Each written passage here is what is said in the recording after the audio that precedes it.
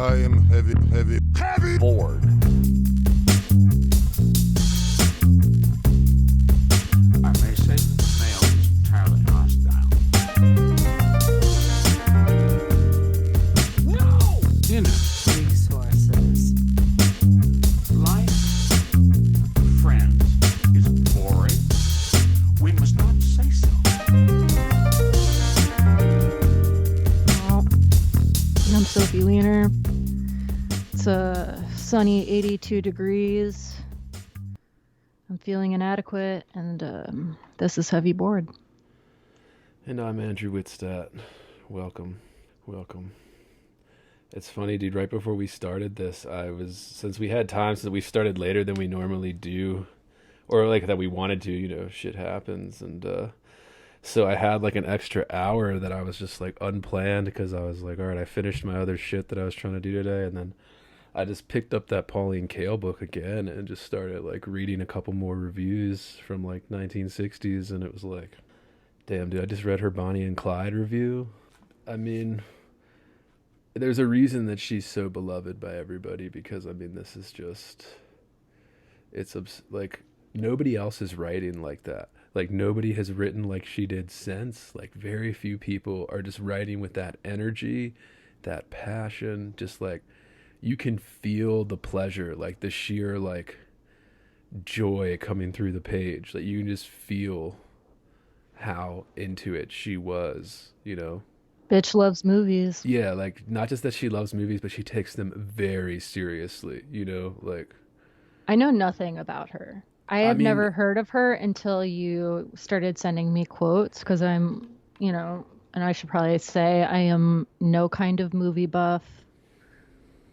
I haven't seen most of the great movies, and I personally like to watch just heaping piles of garbage all day. Well, me neither, man. I mean, we're part of Heavy Bored is the fact of how underread we are. Like, the only reason I picked up this book like months ago, cheaply. I think it's her first. It's Kiss Kiss Bang Bang. I think it's her first collection of like actual like essays, like actual collection that was published, and it sat on my shelf for months, dude. But like everybody that I listened to, every podcast, every like movie person that was like into movies, like talked about Pauline Kael. Like even the people that hated her, like you have to address Pauline Kael because. And I was like, all right, well, let's see what this is all about. And dude, within the first couple pages, I was sending you quotes like. It's just by sheer dumb chance that like I started reading that book like this week, like just randomly like picked it up off my stack of unread shit and was like, oh, I'm gonna read this week, and it was like, damn, it just correlated. It helped my understanding, I think, of like Bloom in some sense, at least what Bloom's trying to do. And I mean, that seems for sure. Yeah, like it feels sort of aligned. I mean, and we're gonna we can like we're gonna get to what we actually plan all to. We want. I don't know enough about her or even like Bloom's relationship to movies. I mean, he's just so deeply read. Starting, I'm sure, with the Torah, while he was like, getting schooled by his, I don't know, what do you call him? Should I say schuled? He was getting schuled. I mean, you're the Jewish one, dude. I don't know. I don't know any of this. I don't fucking know. I only read the beginning of his biography. I guess you'd call it his biography. I was raised Catholic, so I don't know anything about that shit, dude. Yeah, I was raised, American Jewish, yeah. Reformed. We're reformed Jewish. Yeah. It's just like, I mean, that's how I was. It was like, yeah, it was means like, we don't go to synagogue. Well, that's like they call it Christmas and Easter Catholic, like how I was raised. It was like, yeah, we didn't go to church every Sunday, but like on Christmas and Easter we go to church, and like my mom would like invoke the teachings of God to like make us better people or whatever we were kids, and, like love thy neighbor type shit. Anyway, let's get to what we actually wanted to talk about this week. So this week we did The Art of Reading Poetry by Harold Bloom. the introductory essay for his his collection of the best poems of the English language. It's nice that they publish the Art of Reading Poetry in like a separate little, paperback, and that's what Sophie and I bought, even though we both own the his big tome of the best poems of the English language. I'm not sure why we got separate versions, but that's what we did. It's nice to have, dude, and you gotta have the little guy to carry around. That, yeah, you know? it's much so much easier than lugging around that fucking big ass book. That, and like, book people will understand this. When you want to have multiple copies, you want to have a copy that you can mark up, and then a copy that you treat like respectfully. The paperbacks are nice for marking up, and like you have to putting tape on the binding when like your shit's falling apart, but like, a nice hardcover, you don't really want to write in that. I'll be like, oh, put that on the shelf and let that be like a nice little display. It becomes embarrassing when you try to share your books with people, Dude, I don't share anything with people. My sister keeps like buying books, and I keep being like, oh, I have that, I could have given it to you, and then realizing it's just marked up to shit. And just all fucking bent out of shape, and I'm like, God, no one can read this. Yeah. My underlining is egregious and embarrassing. That's what I was thinking. I was thinking next time that Norton puts out like a reprint, I guess the most recent one. What was the most recent one they did of the? I'm thinking of like the poetry anthology that Norton puts out, so the modern and contemporary ones, so like the 20th century poetry. That. Yeah. This guy? Yeah. It's 2 volumes. I have both volumes. I only have contemporary. I only have I have volume 2 that we got for the same fucking class in college. That was undergrad. And then in graduate school, I needed both because we did use the volume 2 and 1. I didn't because we didn't read poetry in grad school. Yeah, there's plenty of my writing classes didn't read. So that was cool. But I was thinking next time they come out with like an updated version, I think that what's the most recent was it 2003? I guess don't quote me on that because I don't know.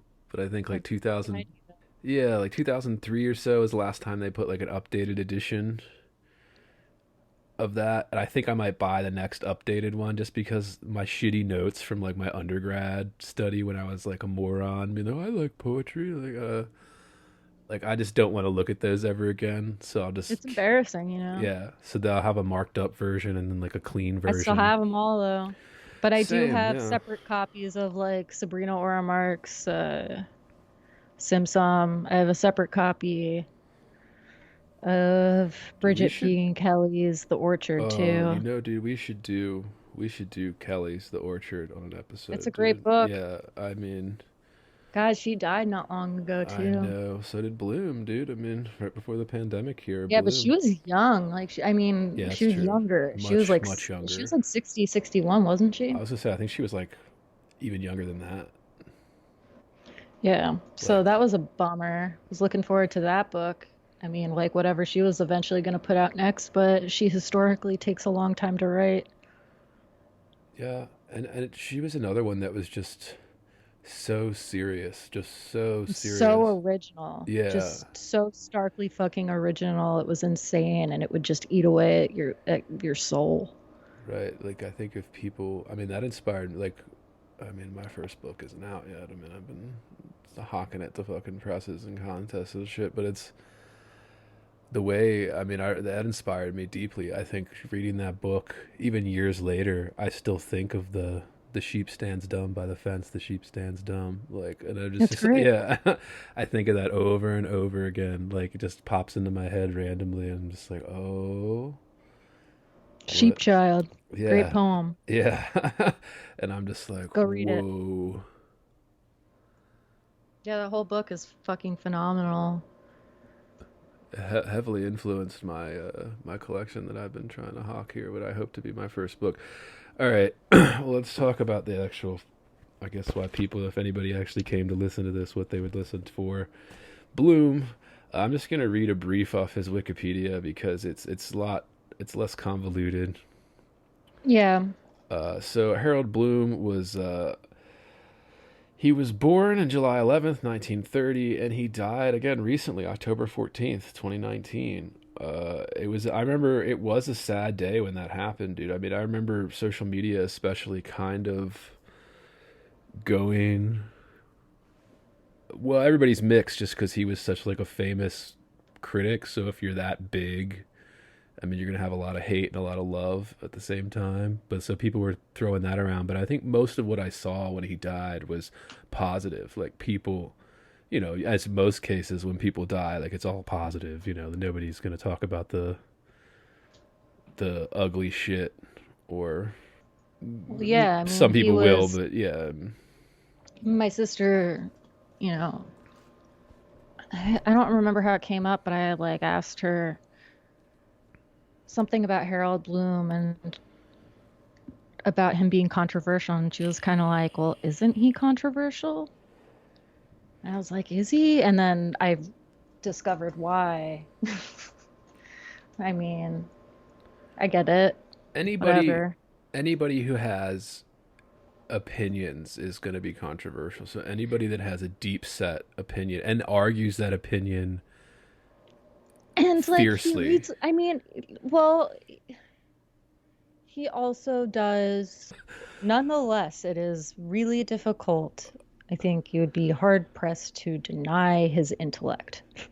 Yeah, but anyway, dude was fucking smart.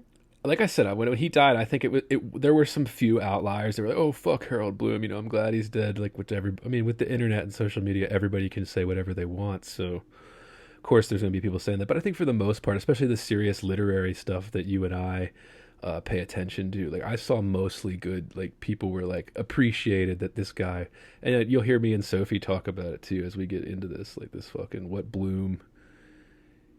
He was so serious and so fucking ugly, but dude. I'm looking he at had his the picture. right to be.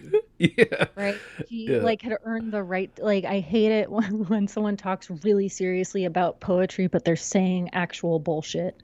Oh, I mean, if we're gonna get into Like that, dude, I mean that's most scholarship. It to be this easy. A poem needs to be a pile of dirt. Well, I have a few questions I want to ask you. Hopefully by the time we get to the end of this essay, I wanted to ask you like some follow-up stuff, and I think that'd be a good place to bring in that stuff about Kale and maybe some of the Wendler stuff to compare if we wanted to, or like I wanted to bring in Auden, because since you and I are both Auden fans, like Auden's ideas of poetry conflict with Bloom's, I think, to some, and he never really talks about Auden. I think Bloom's relatively dismissive of Auden, although I haven't read a lot of stuff about what he's written on him.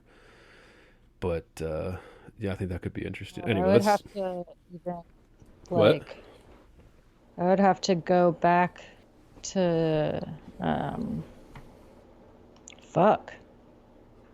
I'd have to go back to, I didn't even think to look at Auden. I thought about pulling his, selected down. Nothing, I'm not going to be getting into anything specific about it, but I just wrote down in the notes here just about how his idea of like what poetry does, as Bloom tries to give this whole essay to explain what, and Auden very simply would just be like, well, poetry does nothing, like versus this elaborate. Does he say poetry does nothing, or does he say poetry does nothing, it is a mouth? Well, that's the direct line, but I just mean the idea of like, Bloom's idea of it expanding consciousness is what poetry does. And like, well, the contrast to that would be like, well, does it? I mean, Auden would be like, it's just there. It just is, right? All right, well, we'll finish the introduction and then we'll get into this. All right, so Bloom was an American literary critic and Sterling Professor of Humanities at Yale. He was described, apparently in 2017, as probably the most famous literary critic in the English-speaking world. That's probably very true. And then he had his first book came out in 1959, of which he wrote more than 50 books over his lifetime. 40 of those are criticism. I think he did write one novel, although I've never heard of it or bothered to look at it or read it, although I might be interested now. And then, of course, he edited hundreds of anthologies. I mean, this guy, talk about writing introductions and shit like that to, Penguin Classics. I mean, this guy was the literary critic for decades. That said, his books have been translated into more than 40 languages. And the very controversial thing about him is that, yeah, he is a defender of the Western canon, however arbitrary that shit is to people. Did you just send me something? Yeah, just in the chat. Just keep going. Uh, We'll yeah. talk about it later. Education, if people care about this shit. Obviously, he got his PhD at Yale, and then got his BA at Cornell, at Cambridge as well. He got some, I don't know what the fuck degree he got there. But anyway, that's enough about his personal life. I'm going to X out of this stupid Wikipedia. And that's Bloom. That's what it is. Just a little background. And yeah, I mean, it was, I like the day he died. God, the guy's so ugly, dude. Like, I just look at this. I look at these photos, like they had like a couple photos of him like from like the 80s and 90s when like he was making waves. Kind of, I was too young to like be around for the canon wars of like the 80s and 90s that like happened. Some say like kind of repeating that now, but like I guess that's where he started getting very controversial for people. And then it's so funny to say controversial when we're talking about like books, like, but it's just we're talking about the part of literature nobody reads. Yeah, but but they had pictures of him from like the 80s and 90s when he was like more getting very, very famous. And God, the guy's just so ugly. The guy's been ugly as shit his whole life. I mean, the guy looks like the human embodiment of like that owl from like the fucking Tootsie Pop commercial or something. Yeah. Smart as shit. Like if you'd see fucking him, ugly. Yeah, if you saw him talk, he'd be like, "Whoo!" Oh wow, there it is. Young Harold Bloom. God. See, he just looks annoying. Yeah, like he wasn't even attractive then. Like, yeah. Most people are attractive when they're young. Like and I guess the most important thing about him, you and me, we should mention is the anxiety of influence is probably his biggest. Oh God. So he just sent me the image of young Bloom. He looks like George Costanza wearing a piece. Yeah. that episode where George gets that toupee. I mean, he kind of actually looks a little like Newman. Yeah, he does. He's Newman, yeah, dude. He's Newman with a PhD. Yeah. And very strong opinions about the art. So that's a good picture. I'll make that my background. So ugly. But yeah, his most famous work, The Anxiety of Influence, and I think that really does influence this. Like, this really clearly influenced his entire critical life's work. And I mean, he's definitely on to something with that, but I guess we'll get more into this when we get to these sections. Do you know whether Bloom was like himself a failed poet, or did he always just aspire to be a critic? That's something I've wondered but never actually looked at. I think every critic is a failed writer. I mean, I think Eliot has that famous quote that most editors and critics are failed writers, but then again, so are most writers. Like, you know, like typical Eliot fashion. It's funny, I've been looking up more about Eliot recently too, as I had to read his complete works in grad school, but you know, I couldn't really comprehend it that well because we had to do it in like a week. Of course, yeah. It's like a once a week modern poetry seminar, so we had like, you know, 14 weeks of meeting once a week, and so we only could go through like, you know, 5, 6, 7, 8 big icons of the period. So it was and I'm talking, you know, complete works. But then it's all right, I got to class and I realized I was the only one that actually read it anyway, so. We only got, for Eliot, The Wasteland and Other Poems. Yeah. But I have a complete Eliot, and I think I have a separate, like, the 4 quartets. Yeah, we should. I guess we could do a whole episode on Eliot, too. Fuck yeah, we could. I mean, we would have to talk about, God, what's his famous essay? I don't know, but as we get into Bloom, I think one of the big things that Eliot, I mean, the one you hear about all the time, it's funny, I was watching Jeopardy with my wife, and it was, one of the questions was about it was about the quote. measuring your life out in coffee spoons, you know. That fucking line, and it's like, yeah, I mean, it's probably one of the best lines ever fucking written. And speaking of Bloom's theory of elusiveness, I mean, people steal that shit or try to repurpose that type of line all the time. Talk about influence. I mean, Eliot. But all right, dude, I guess it's the essay itself is divided into like 8 chapters or 8 sections, where he kind of, and they do build on one another. So he starts at the one point, and then they build. Each element starts to build, and then, you know, culminate in what Bloom would call the art of reading poetry, literally. So where do you want to start? I think we start up front, right? Start at the very beginning. A very good place to start. Sound of Music fans know what's up, right? We'll cut that part out. We'll cut out my singing. Alright, so what does he say? First fucking sentence. Poetry essentially is figurative language, concentrated so that its form is both expressive and evocative. Whew, where do you want to start with this? Well, I mean, he breaks it down for us, right? I mean, if we have to talk about his definition of, you know, figurative language or figuration, to keep it sort of short, is a departure from the literal, and the form of a great poem itself can be a trope or turning or figure.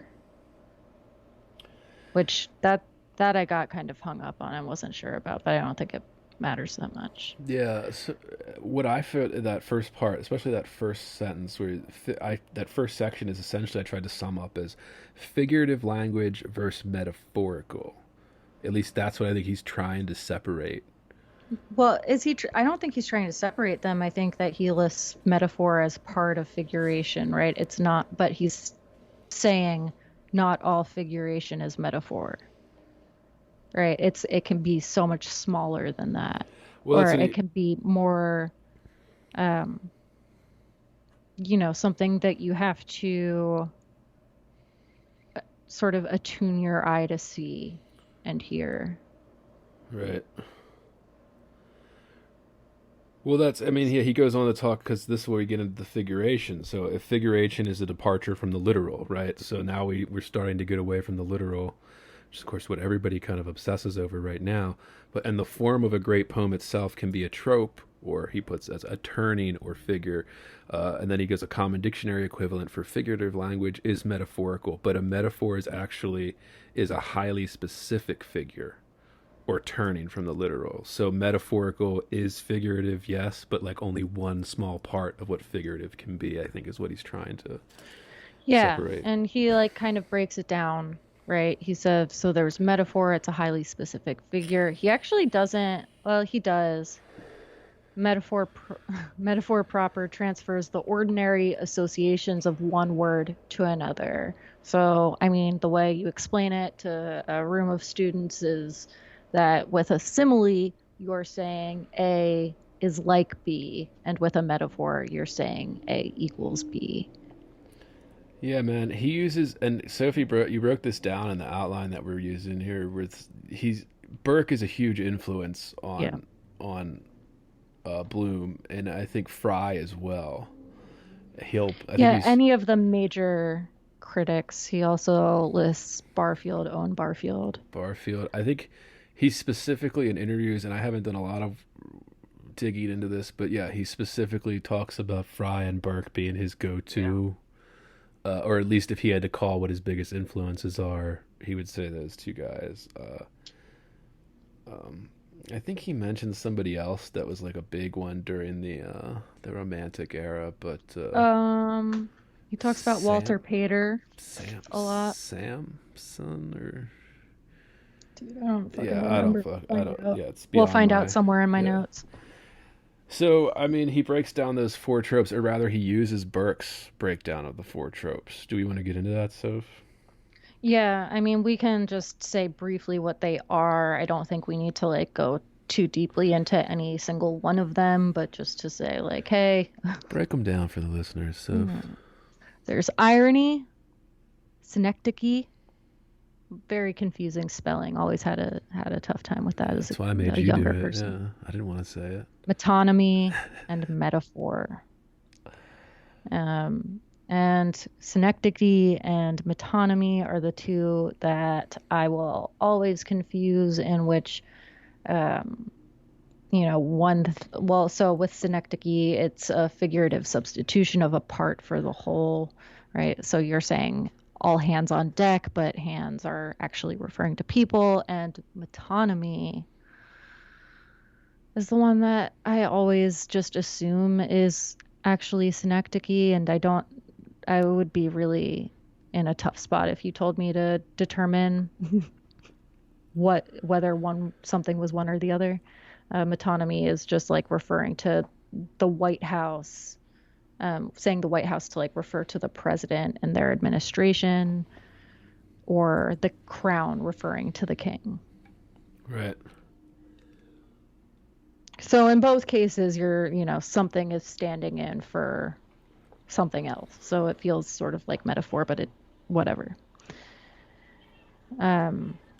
Metaphor proper transfers the ordinary associations of one word to another, i.e. peonies with pony manes, which is from Hart Crane.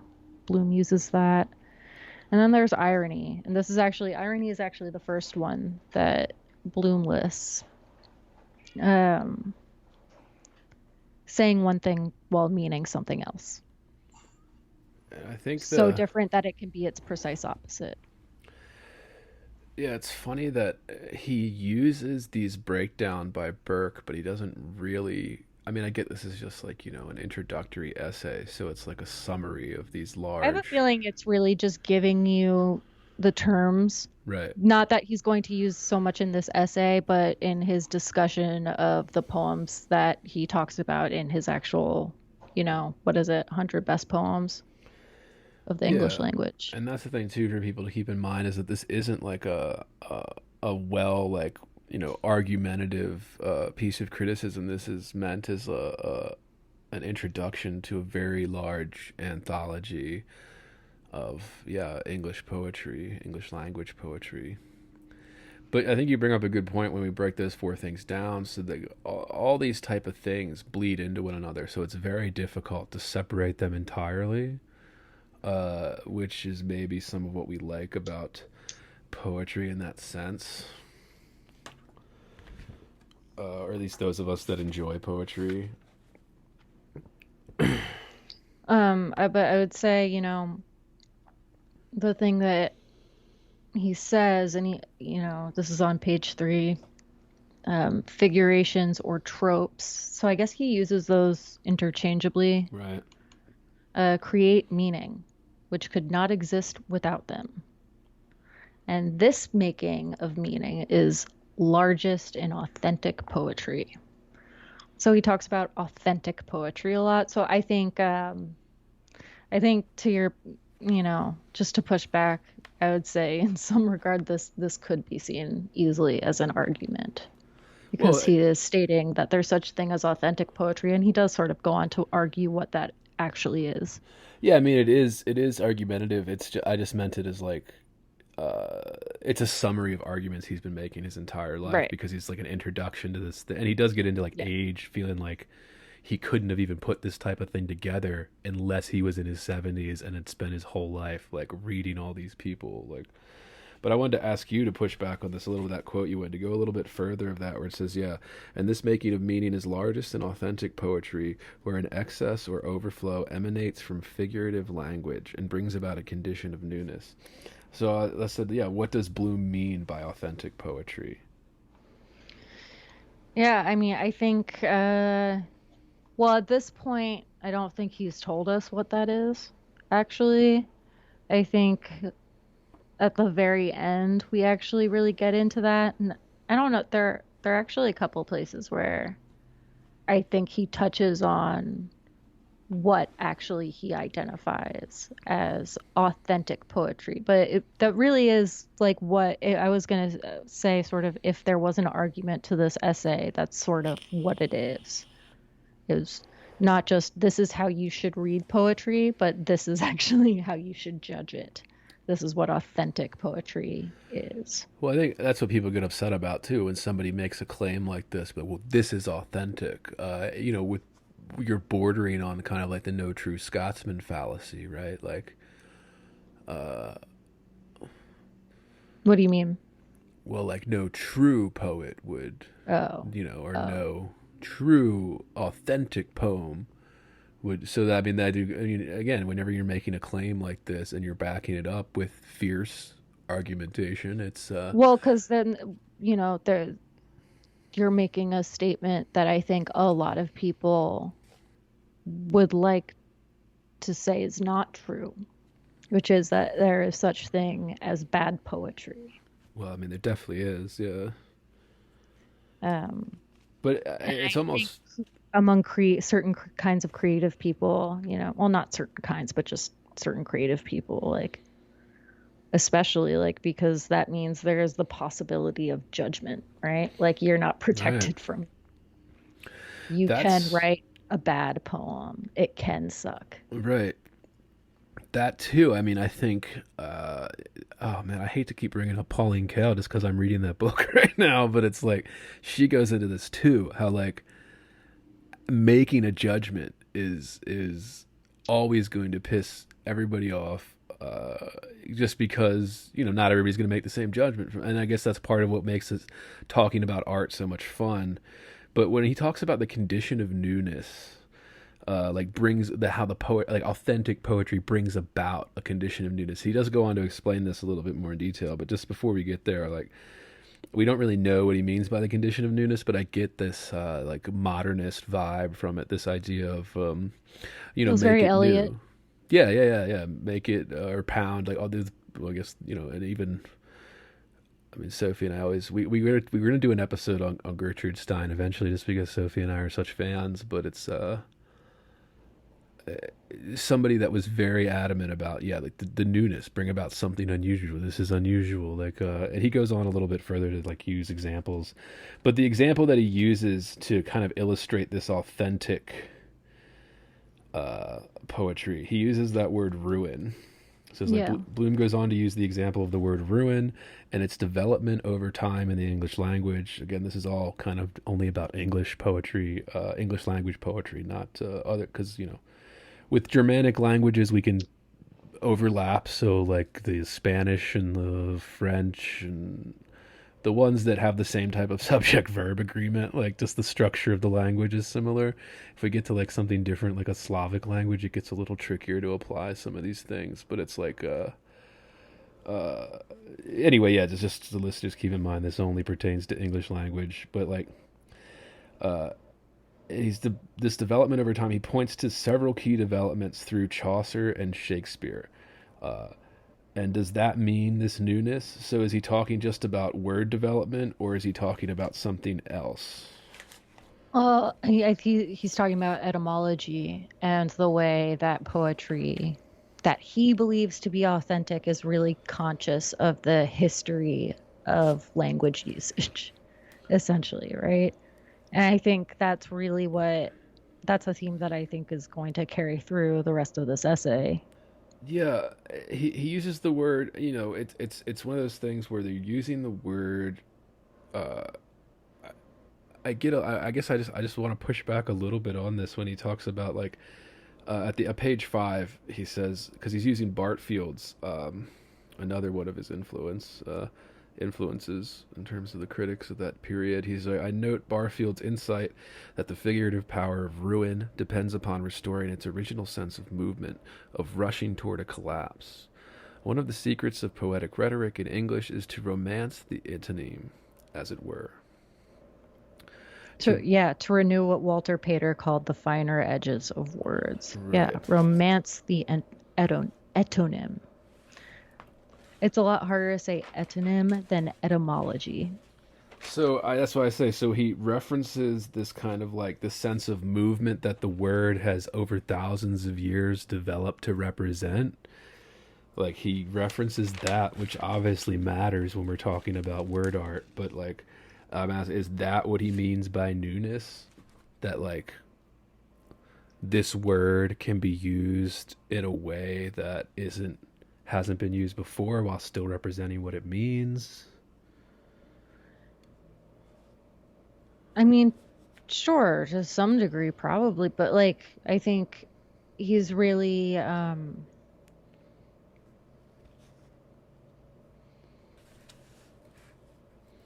actually, what does he say right before that? I'm curious to know now. Well, yeah, I mean, obviously he's laying the groundwork to get into the section about language here, but when he talks about ruin, he just talks about how a few great poets use it, the word, how it developed from Chaucer, to make its meaning. I mean, this gets into almost how words get their meaning over, thousands of years, or with the internet now, days of usage, and then words just create these, we just accept the meaning of them, and I don't know. So there's that, this So idea of maybe newness. so yeah, or using words in their original meanings or understanding the ways that they um, can create potentially different meanings Right. is Well, that's what I say. I said if I sort of had to, significant in the process of using language figuratively to build other meaning. yeah, that's what I would say about it. I would say, yeah, I think if I had to give an answer to that question, well, what does he mean by newness in this context? I would say, yeah, it's the using the original word in a fresh way. And he goes into more detail about this as we get further along. But like I said, I guess he's just laying the groundwork. Yeah, well, so he says once Barfield sets one searching, the figurative power of, in this case, we're looking at the word ruined, seems endless, right? So once you go looking for where ruined has been used in different ways, it seems that it has different figurative power. Yeah. And that's where, he was calling, that's what he's calling authentic. And he gets into this when he gets to like the inevitability part of this. So I think was that like section 4 or 5. So, like I said, each section in this essay builds on what the point he's trying to make. Uh, but yeah, you want to move on to language? But yeah, but I Medieval? think overall, if I were to sort of sum that up, I would say he is starting off by suggesting not only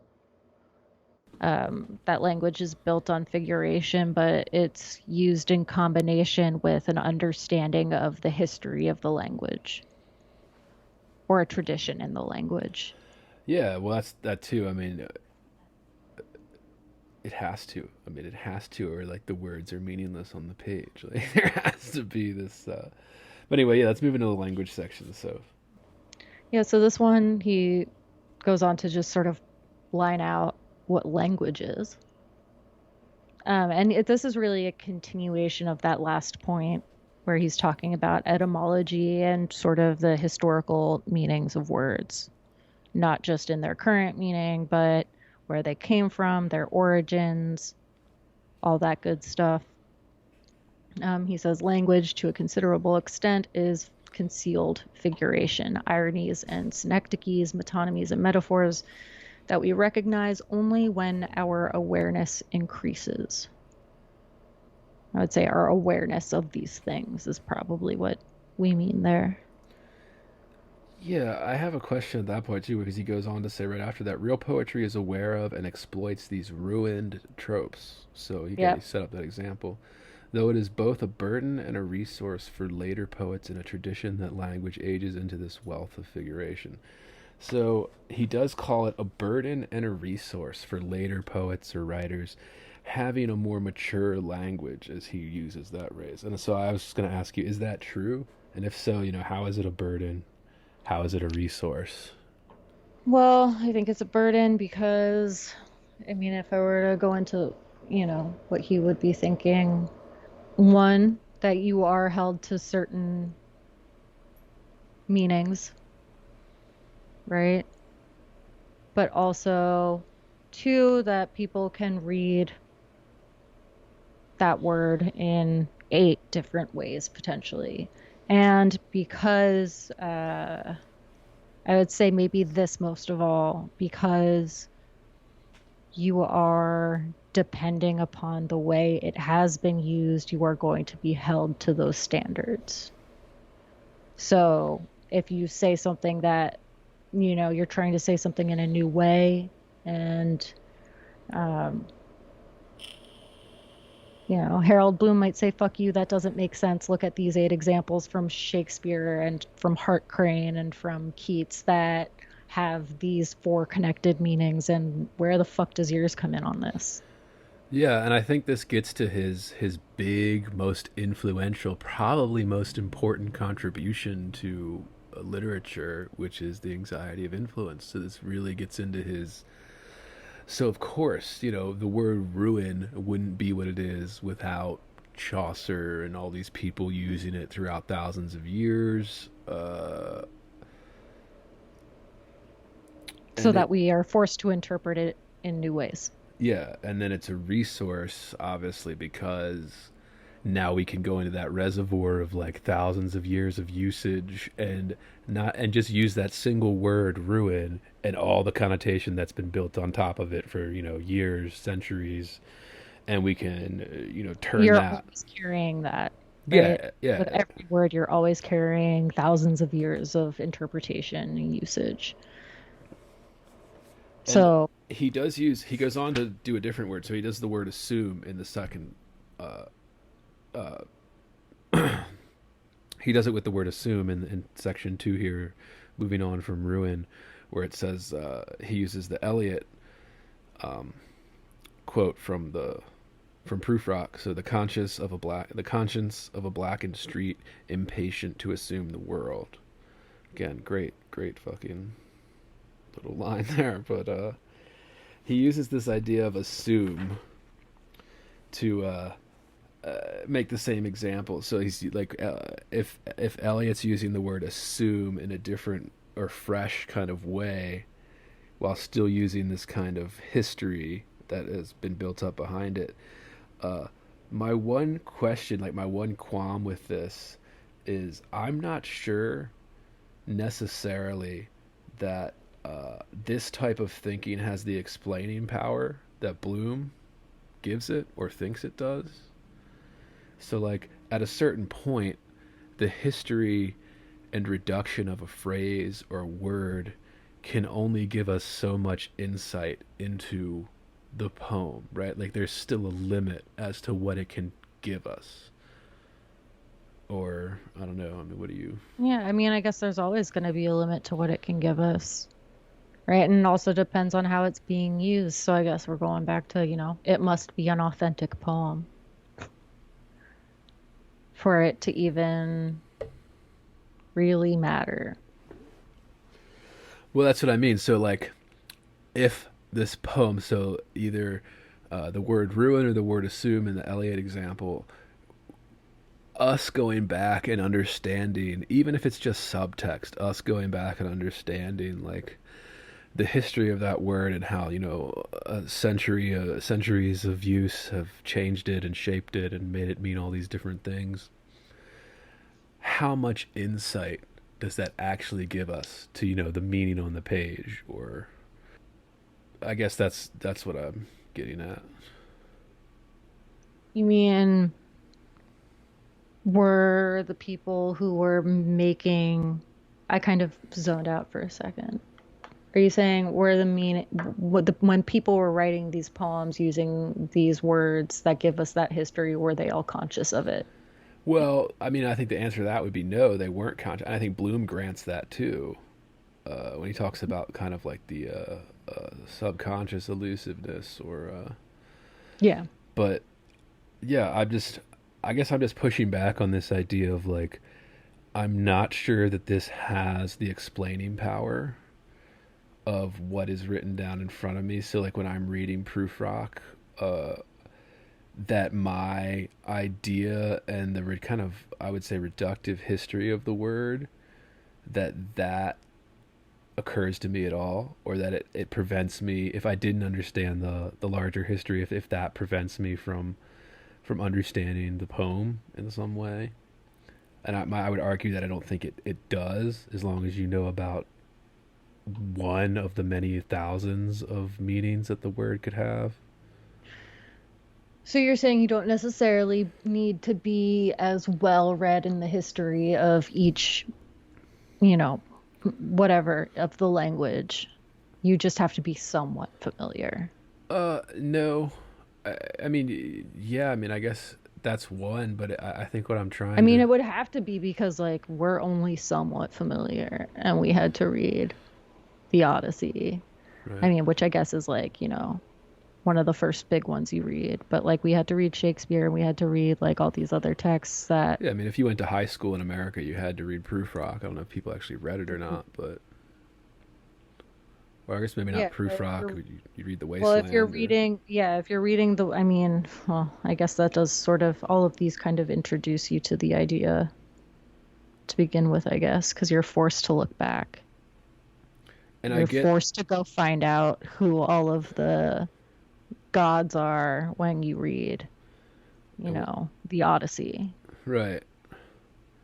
Well, they're dependent on that for meaning. So I get that Bloom is making the argument that even if we don't think about it, that we're still, authentic poetry or what he would call good poetry or the best of the best would be using these in, that same way. So like the newness.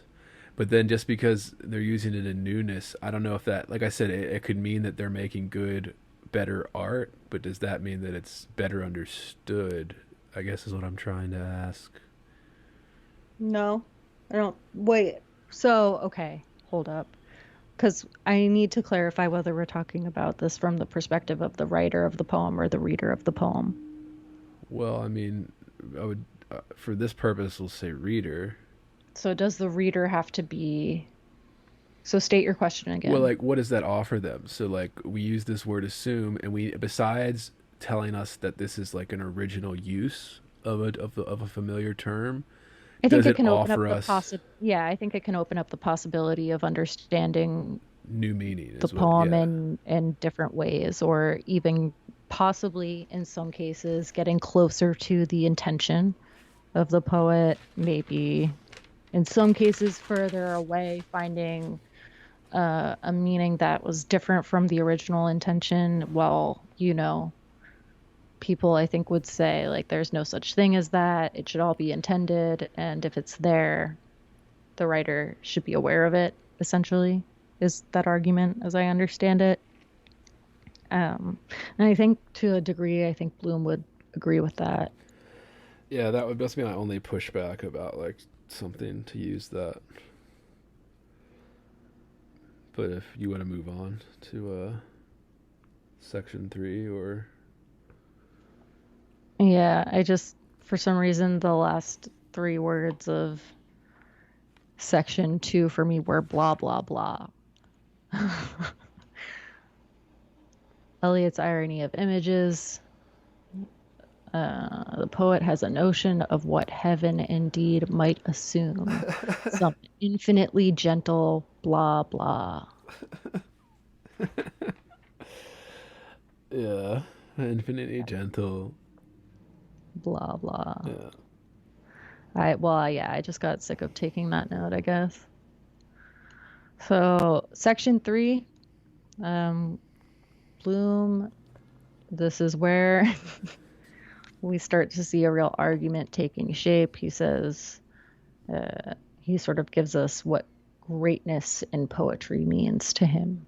Right? He says, greatness in poetry depends upon splendor of figurative language and on cognitive power, or what Emerson termed meter making argument.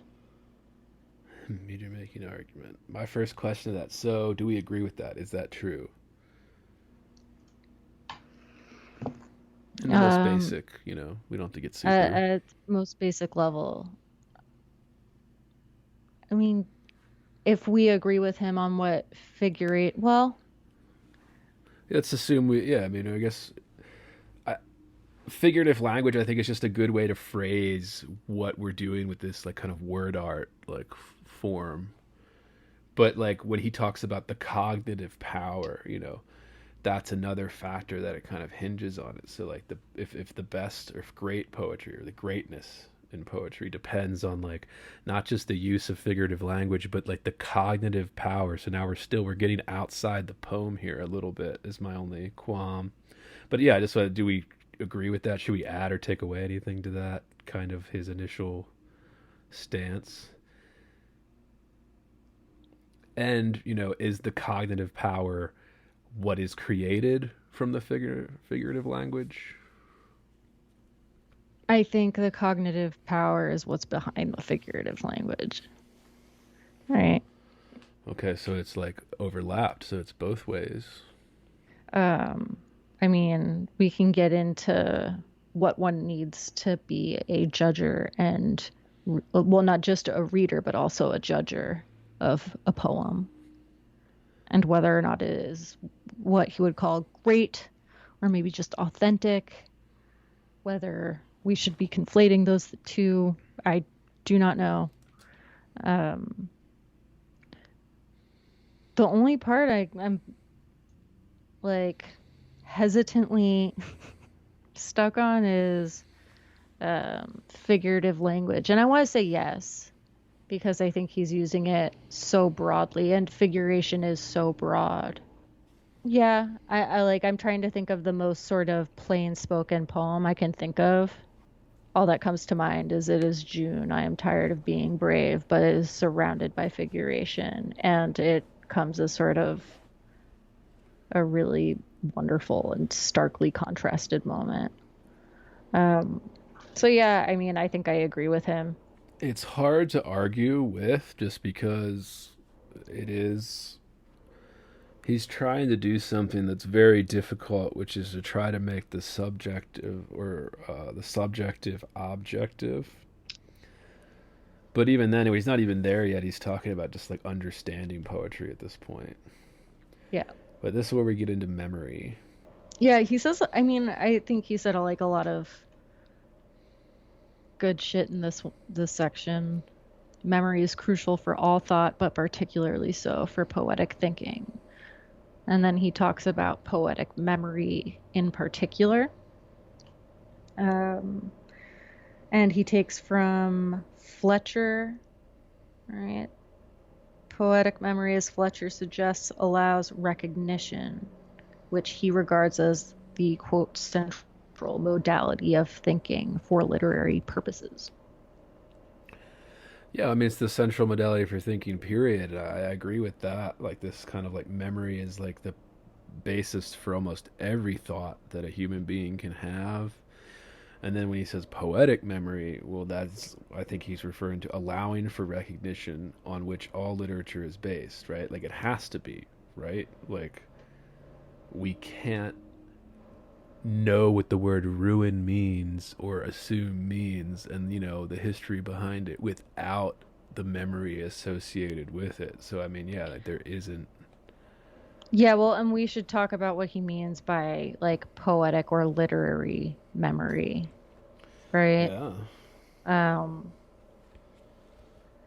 He asks a question: can a poem of authentic strength be composed without remembering a prior poem, whether written by the self or by another? And that's pages 9 to 10. I mean, somewhere. can it? Probably not. Maybe. Fuck, I don't know. Well, so he says one definition of poetic power is that it is so fuses thinking and remembering that we cannot separate the two processes. Yeah. I mean, that's an interesting argument. Is that what we get out of poetry? And I put it here in my notes that I wrote in it. Like, is that the newness he's talking about when he gets this idea of discovery being a synonym for recognition? So, if newness or great poetry takes a memory and gives us new associations with it, I think is the argument he's trying to make, right? So, like, great poetry takes something that we already know and remember to mean one thing or used in one way, and then greatness is when that is used in a way that's new to us. It creates what he would call cognitive power, right? Or cognitive difference, like some I think that's part of it. Yeah, changes the way we think about this old thing, essentially, in the simplest terms. But I don't think that's all of it. Right, well, that's where it gets tricky, right? I mean, to do this kind of poetic power, like, because we can't separate it. Like, it is hard to separate. Is this question really asking, can one, having never read a poem, having never written a prior poem, can you write a good poem? So can you write a poem, never having read or written one, and have it be a good one? Yeah, I don't know. That's the question, right? That's can it? Can we I don't know if we have an answer to that. I'm sure there's some genius out there, but I also kind of want to say no, because then how the fuck do you know what a poem is? Yeah, I was gonna say, dude, I wouldn't be too sure about geniuses just floating out there that we haven't heard Yeah, of. Like, definitely don't have those. especially somebody that didn't write, like somebody would probably write like a response to this if they did. Yeah, so I'm gonna say the answer to that one is no. Yeah, I mean, it would have to be the way and this is, I think, it's hard to argue because he's talking about something that was hard to see, and even we talked about those four elements that he tries to separate in the very first section, like they still bleed into one another. Like it's so hard to do like a hard and fast line when we're talking about Yeah, something like I have to work language. myself up to it though. Yeah, well, like when we're talking Some about of these something like questions. language, it's not like we're talking about like basic facts or something. Like it's Yeah. malleable. Like I mean, you hear that it's almost a cliche now in writing classes and shit. But yeah, I don't know. Yeah, can we compose a poem without thinking or remembering a prior poem? Sure. Uh, One that is good. but yeah, One is it or gonna one that be is, I'm sorry, one that is um of authentic strength. right? A greatness? Is it gonna be great? Is what he says. So the best of is it gonna compete with what we would consider, No, Shakespeare? Yeah. Can you 100% right? Can no. you Now that write we phrased it that way, right, told you, man, I'm feeling inadequate. dude? That's where I started. I think this is one of the best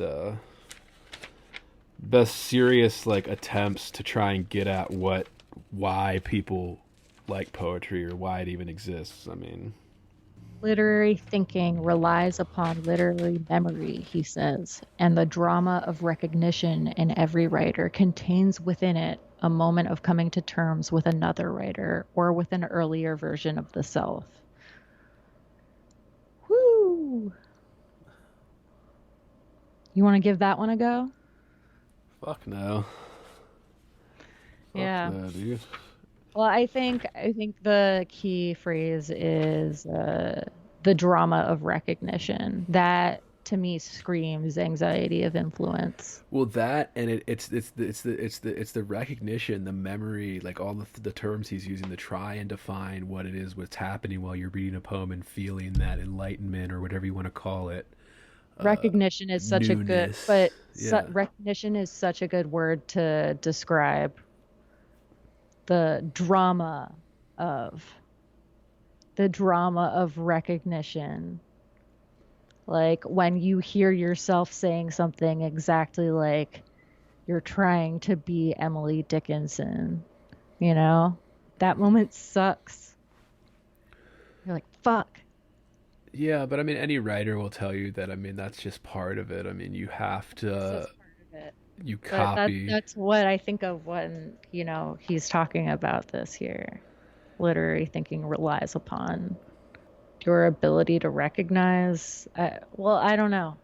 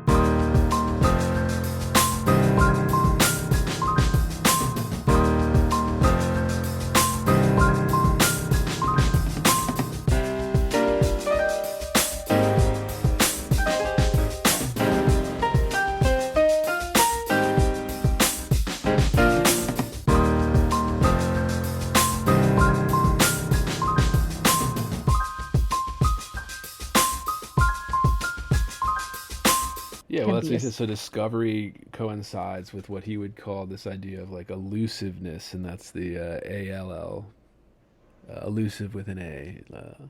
Yeah, which is really, I think, what the next, I mean, that's sort of where that section ends. Poetic thinking is contextualized by poetic influences, which I think is probably like a good way to sum up what we were just trying to parse out. Like, you are the things that you think about when you're thinking about writing a poem are comprised very much, very, very specifically, I would say, of other poets you have read. Yeah, and when he's talking about elusiveness on page 13, I'm saying at issue is how to determine the appropriateness of an illusion. And since great poetry is very nearly as elusive as it is figurative, the question of accuracy in tracing elusiveness is crucial. So, I was like, elusiveness, so we discovered elusiveness is just references, so kind of like these outside references are what Bloom would call influences in Of course, writing. yeah. And then the thing I would push back on, is it required? Is that required of poet? Like, and he's Well, saying I that's think it required happens of. whether you want it to or not. If you read poetry, which hopefully you do if you write it, no offense if you don't, but like No, kind take of, offense if you don't. If you write it and you don't read it, you shouldn't be writing it. yeah. I mean, I think if we agree with that, I think that's kind of true, right? Like, I can't think of a single poem I wrote that wasn't, you know, somehow coming from a place of inspiration from another poet. It's why often before you start writing, you decide to read a few pages of poetry, or why I do. I think also the interesting suggestion here is that you should be an avid reader of poetry and not just like contemporary poetry, but poetry, or, not just poetry from one specific time, but poetry through history. Yeah, I was gonna ask that. So let's try to answer the question if he's gonna make this argument that elusiveness and the appropriateness of the illusion is a huge factor in determining what's great or not. How does one determine appropriateness of an illusion? And Well, does he give us an answer? Or what are your thoughts versus his, etc., etc.? the appropriateness of It's a illusion weird is a phrase, right? I think he's is talking a about taste, difficult. right? He's talking about like taste or how um egregious copying. I mean, I don't know. Like, I guess it helps me to think of it as like what he's talking page about. does he say that on? Sorry. Tell me where to go. I don't have it written Page down. 13 is where the quote I put when he's talking about the accuracy and tracing elusiveness. And I mean, that was just a note I wrote to myself. So for his definition of great poetry is poetry that combines elusiveness, figurative language, these all the aspects of figurative language that come with it. And I think that is his obsession with this kind of influence coming in. But is that coming in too far? Uh, and if influence slash illusion, direct illusion, is so important, why is it so important? Does it tell us much more about the meaning of the words on the page or Well, I whatever think the. that's the thing it depends on, right? And that's, I guess, what appropriate illusion is. Does it aid in building meaning in a poem? Right, so that's a craft element, and then Or is it just there? I think it's also like a reference to taste, something even more harder to define. I mean, so maybe that's doing a lot of work. Maybe we're just reading into it too much. But I think he does kind of explain that a little bit on page 15, second paragraph or start of the first full paragraph on page 15, where he says recognizing and interpreting illusions depends upon both the reader's learning and her tact. Right. So I think that's really just talking about accuracy there, right? And it's sort of kindly saying, you have to be, you have to sort of school yourself in the subject before you're able to accurately tackle a lot of elusiveness It's funny to me or that even pick people up on it. it's funny to me that people get upset about somebody saying something like that. that like, yeah, so he's like recognizing and interpreting illusions depends on the reader. No one should So get upset at that because, like like, look, the I don't fucking know what I'm reading at least 50% of the time, if not more, probably more. Like, and I have to go look up everything, every like phrase or word to find something that it might be referring to. well, that too. So it's like it's a less pleasurable experience if you're not as seasoned. But yeah, this idea of like a less seasoned reader, I like that phrasing.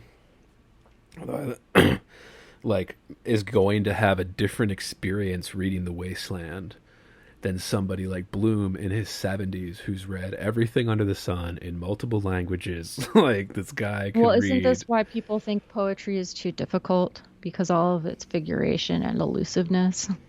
Oh shit! Now we're gonna get into it, dude. This I People, guess we'll have to have. isn't that why people shy away from it other Yeah, than just straight up not liking it? Like, I don't know, dude. I guess we're gonna have to have Ben Lerner on to explain, dude. He's gonna tell us why people why do hate it. people hate poetry so I've much? never read that, but we do plan on reading that eventually, listeners. So if you're interested in That's the Hatred of Poetry by Ben Lerner, we're definitely gonna.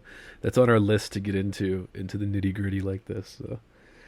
But yeah, I mean, Yeah, it we'll also definitely get into affects some it. actual poetry at some point. But what I'm going to argue here, and this is one of my shticks that listeners will grow familiar with, and Sophie's already very familiar with, where he uses Eliot and the Wasteland as an example for this when he's talking about being a seasoned reader, knowing the illusions that Eliot is putting forth in there. But he's talking specifically about the notes that Eliot included in the original version and how a lot of them were purposefully misleading, careless even. Like Eliot was just fucking with us to an extent, right?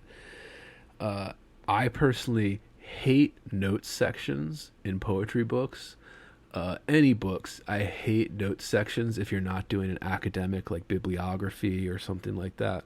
Because, and the reason for this, I hate it, is because it takes us outside of the poem. So now to understand what is inside the poem or the work, we now have to go outside of it. It's not all there for us to consume. And this is kind of one of my bigger problems with some of the modernists, but I do like Eliot and some of those people that kind of fuck with us in this regard. But it does kind of get us to this inside versus outside. So a poem referencing something outside of itself, and like it's how much meaning does that add, right? Or is that still a great poem if it's relying on something that isn't in it? Or I guess you could argue having the illusion, the reference, is putting that in it.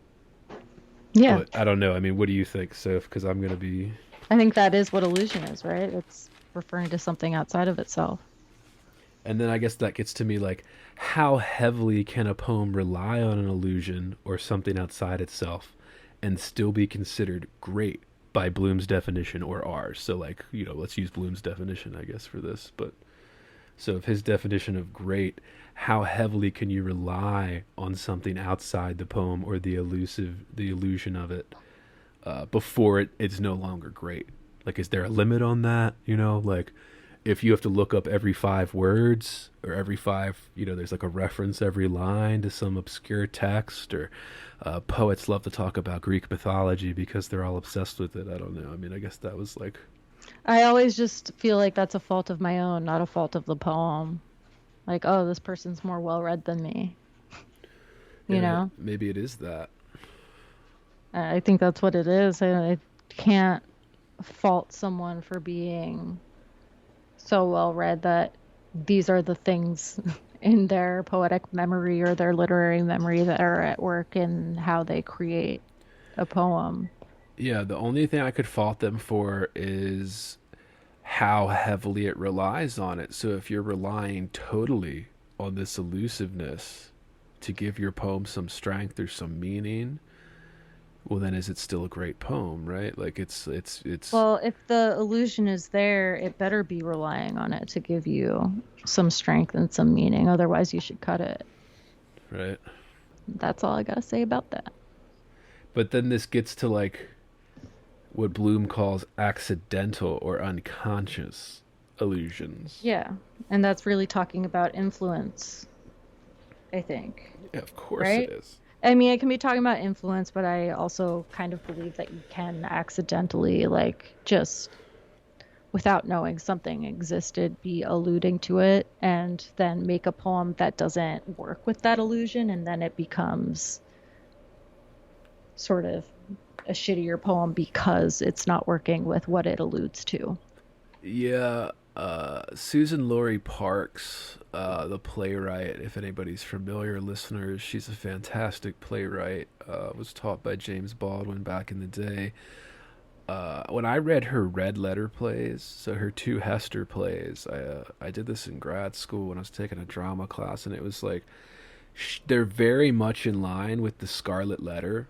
Like they're very much related to that in terms of this woman that's forced to wear this mark, this red letter, you know. But when it came out, you know, critics were comparing those plays because I mean, Susan Laurie Parks, a great American playwright. She claimed that she had never read the Scarlet Letter when she wrote these two plays, and you know they were two plays that came out of her like at the same time, so they are related in a certain sense, but like they're different plays.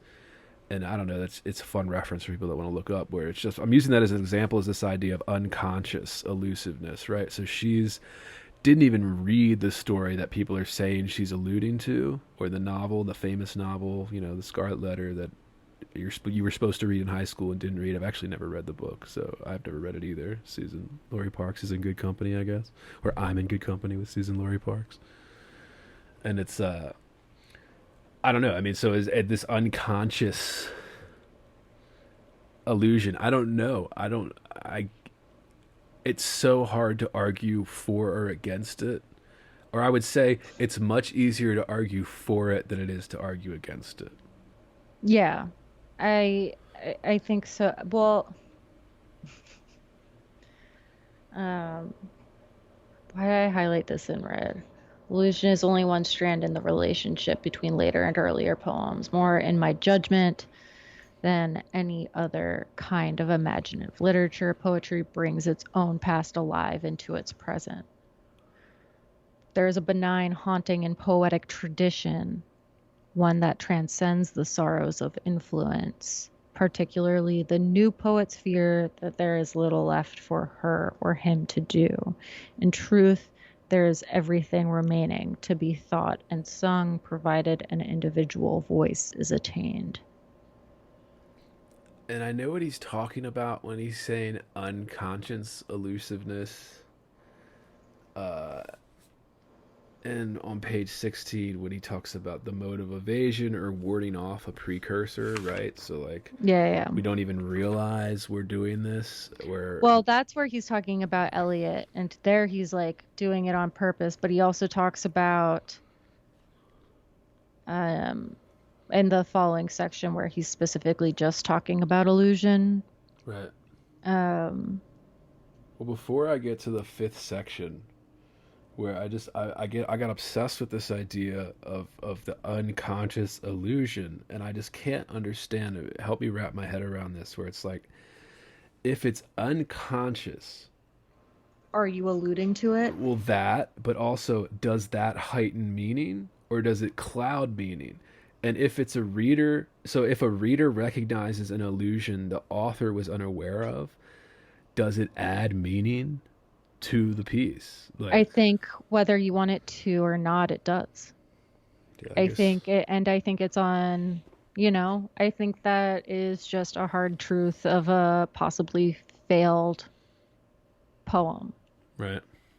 So That if the even if the author, poem is otherwise like beautiful, right? There's this one thing that's holding it back. And it's because the meaning can't fully come together, because you have to be just like accept that, yeah, like people are gonna know shit you don't. And you fucking need to do your best to not let that happen, I guess. and that's what he calls repressed reference. Well, I mean, when we're talking about, is repressed reference unconscious, like in that way where it's Have to be, an right? unknown, Or I don't think so. I think like uh where does he call it repressed? On It's what page? literally just the last paragraph, page 16, right before he goes into a larger explanation in section 5 of the illusion, of like what he means by like, what illusion does. Uh, right after he talks about kind of the mode of evasion by like, unconscious influence. Repressed reference is a defense against over influence. Okay. Yeah. No, it's totally repressed reference here, I think, is what he's about to give us an example of in the next section. I think Go repressed for it, yeah. reference is just um, like trying to sound like Auden Ooh. without like, I think, well, when you're, doing that, when that's in your head and you're heavily influenced by Auden, right? And everything's coming up Auden that you put down on the page, but maybe you don't mean it to be, and one just like slips out and you don't realize that it's in reference to something that you read earlier. Right. In the same way, like, you could say something and swear that, it's something you heard someone else say, but you're not sure where you got that one from. Like, I think you can totally have an unconscious, like, or repressed. I think I would say those two could be synonymous, and unconscious could also mean like unknown, but I think he means more this one. I think he means more that it could be um, a reference that your mind is pulling and you're not aware that it's happening until afterwards. Yeah, I mean, that's obviously what he's saying. I guess, yeah, I mean, it has to be because I mean, I remember I was talking to you about this was almost a year ago now, and I was reading Rothke's Collected. I kept texting you about it, and I noticed as I would write during my writing times in the mornings, I was writing in meter because fucking and not just meter, Oh, like well, yeah. Rothke's stupid nursery rhyme meter. like I was writing in that just because it was so in my head. Well, and that's like another thing that's like, one of the, and we'll talk about that after, like memorability, how or rememberability, or however you would say it. I don't fucking know how well you're able to, or easily you're able to remember a poem and why that happens. Sound is something that obviously does that. That's essentially what meter exists for, right? Yeah. To make you remember, because poems were originally an oral tradition. But God, but yeah, no, I think like if you're reading a ton of Nick Flynn or like Tony Hoagland or some shit, right? And Tony Hoagland is, I don't know, working with this something about the wind, and you don't realize it, and you like come up with this thing in your head and you're like, oh, that's a good line, or that's a good metaphor, or that's a good comparison of some kind, or whatever, and it has to do with the wind, and you put that down and it has sort of the same effect, as the poem that you read. I think that's the kind of thing we're talking about here. Or you're using this word in this really ultra specific way, or in this ultra specific kind of scene. Yeah, and Nick Flynn's a much better poet than Hoagland. If I was, Yeah, that's also right. yeah, but I do like Hoagland. He was one of my first inspirations getting into poetry. Actually, I'm going to pee real quick and we'll get into section 5 here. We'll keep it running for ASMR so people can hear the toilet flush and stuff. But, Gotta hear the toilet flush. yeah. I like a healthy stream.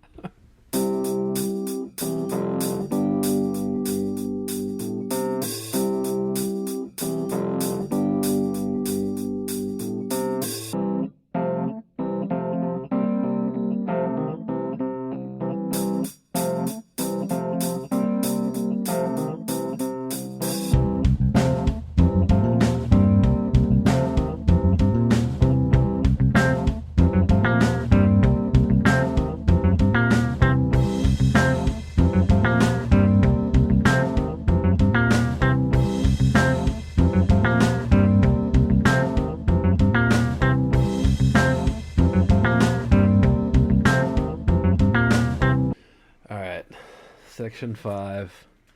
Where, again, it's just ever expanding, so this is where he just keeps building on each one, which, Yeah, and well, every section, like, yeah, it does build like that. Um, so that's where he says in the beginning, you know, illusion is only one strand in the relationship between later and earlier poems. More, in my judgment, than any other kind of imaginative literature, poetry brings its own past alive into its present.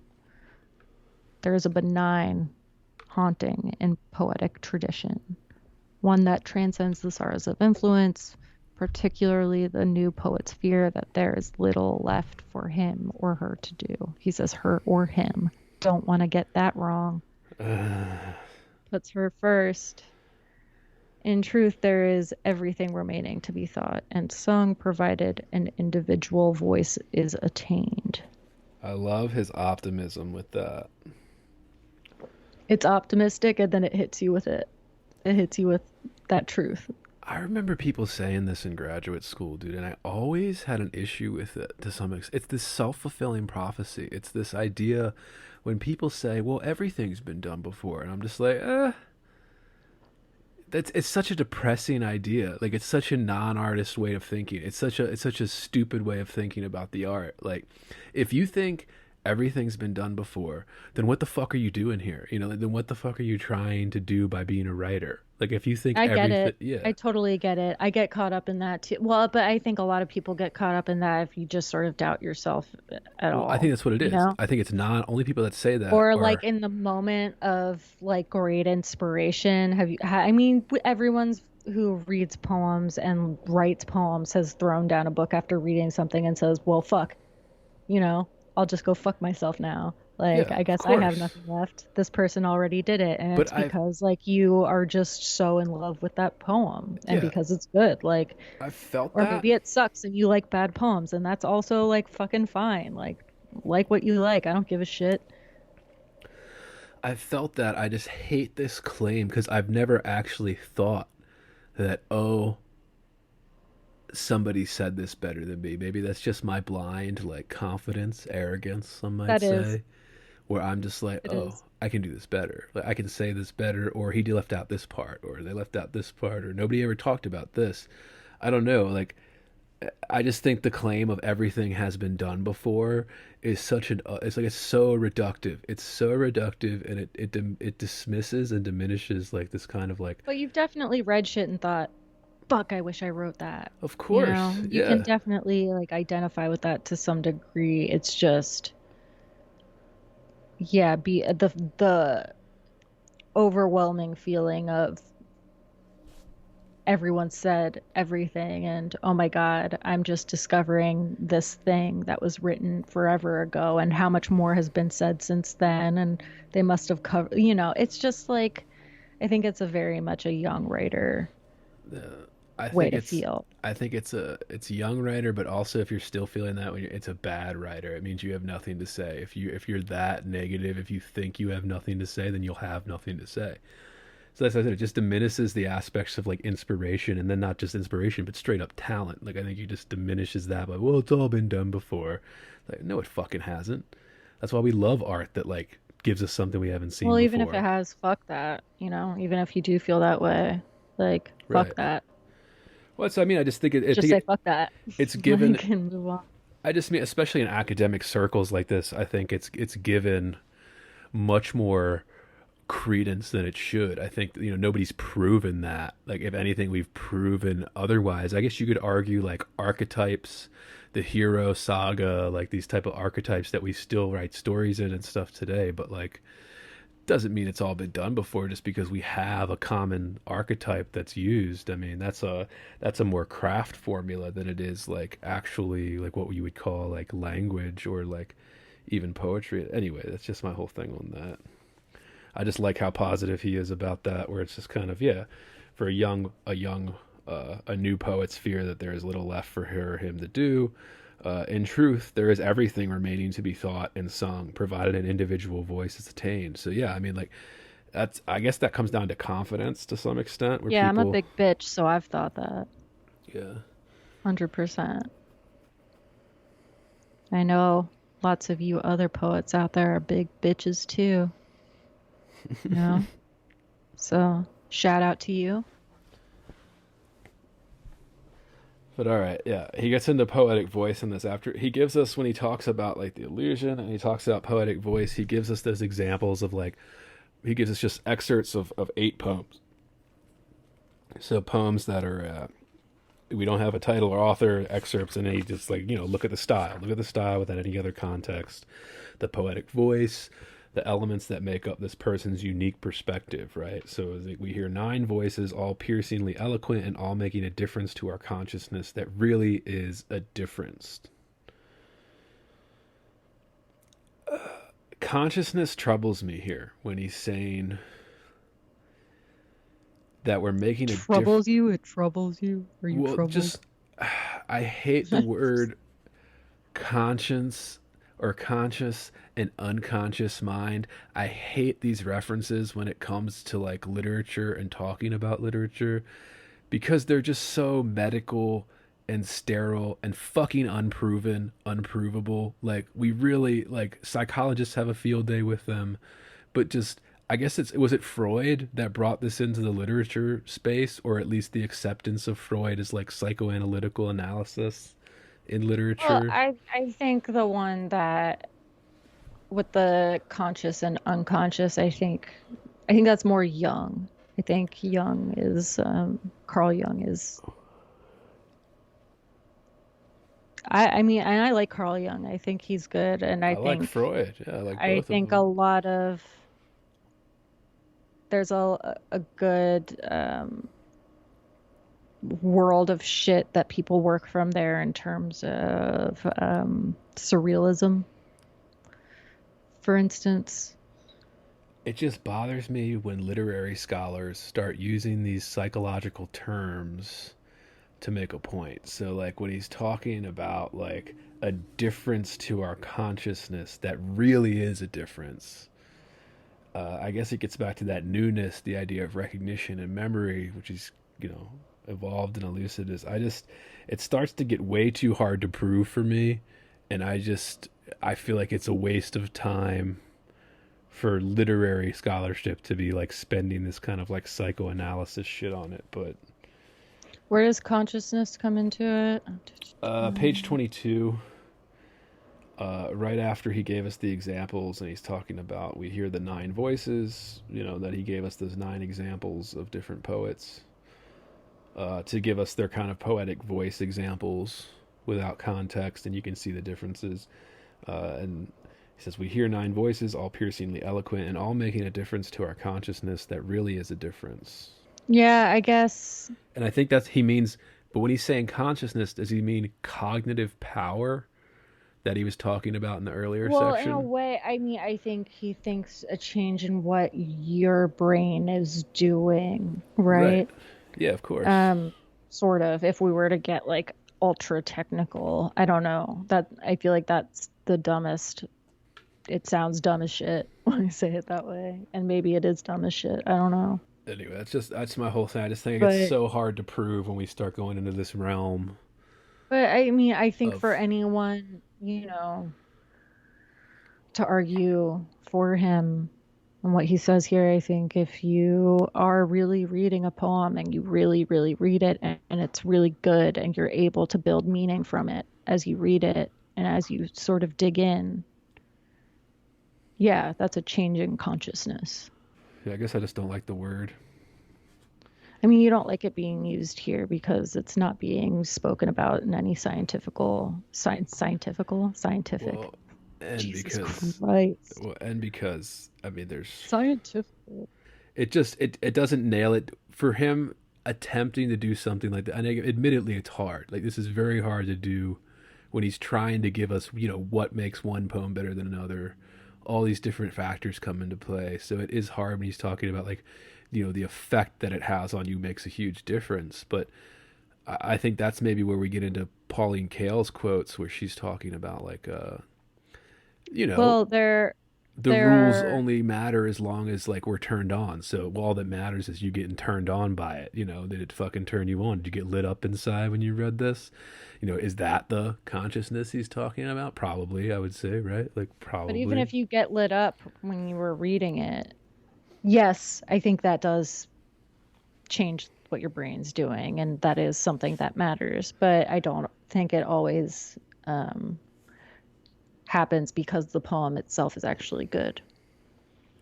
I think And you can totally get lit up by something that just has like one good line or something that really just speaks to you, but maybe isn't going to be a poem that stands the test of time or right, but is is that yeah, is that actually doing a good job of building meaning as a whole poem.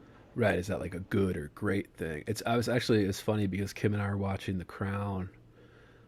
My wife and I are watching The Crown, and it's like rewatching actually season 4, the Diana season, and it's like that show is just okay because there are moments of brilliance in that show. I think like there are moments of absolutely just knockout scenes that I still think about and remember, specifically the scene where Diana's hunting with Prince Philip. And it's a fictional scene, like this never happened, like they're making it up about real people, but like so there are moments like that. So there's like 20 minutes of greatness and then the rest is just like a mediocre. It's So boring. right, so is Longer that moments of being bored. right? So and those longer moments prevent it from getting up to that greatness tier, like that top tier. And I think that's what he's getting at. I think it starts to make more sense when he starts explaining the first example, which is a Shakespeare passage from Claudio.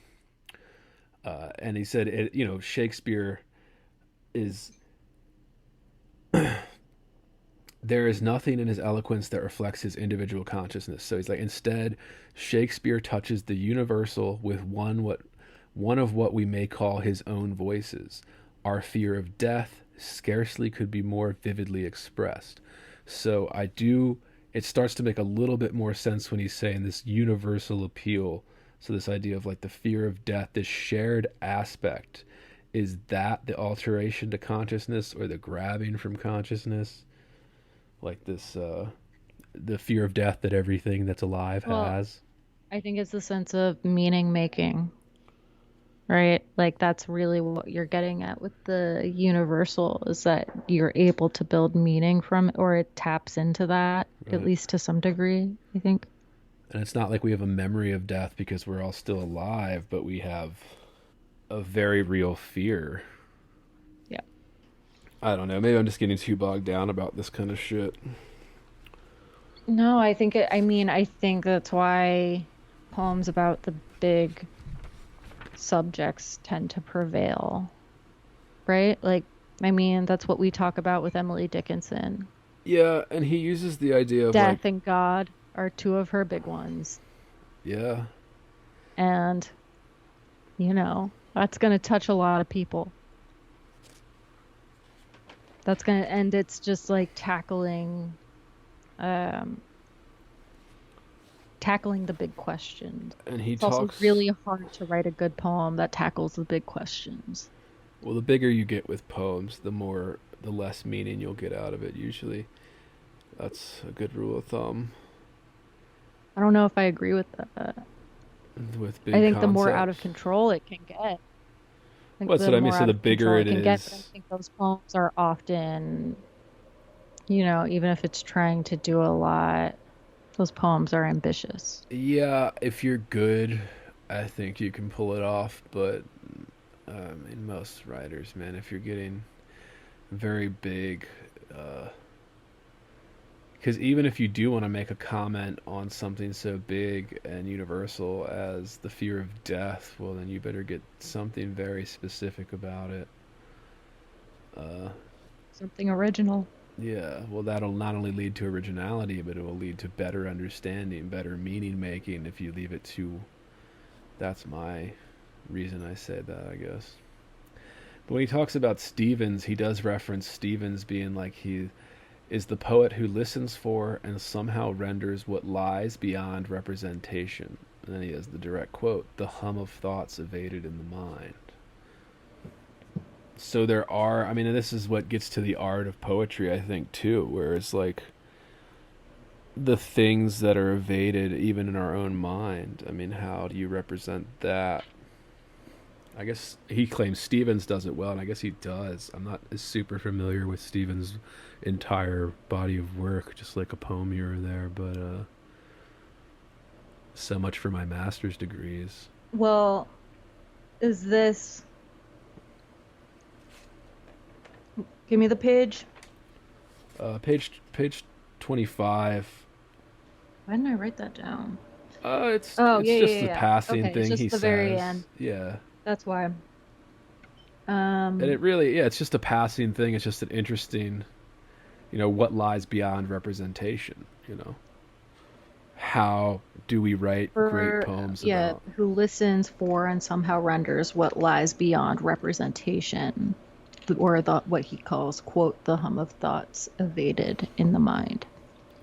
Um, yeah, I mean, well, I think that's one of those things of just originality. I think Stevens was a very original poet, and I'm not very well read in Stevens, Yeah, dude. but I would identify much of his poetry as difficult.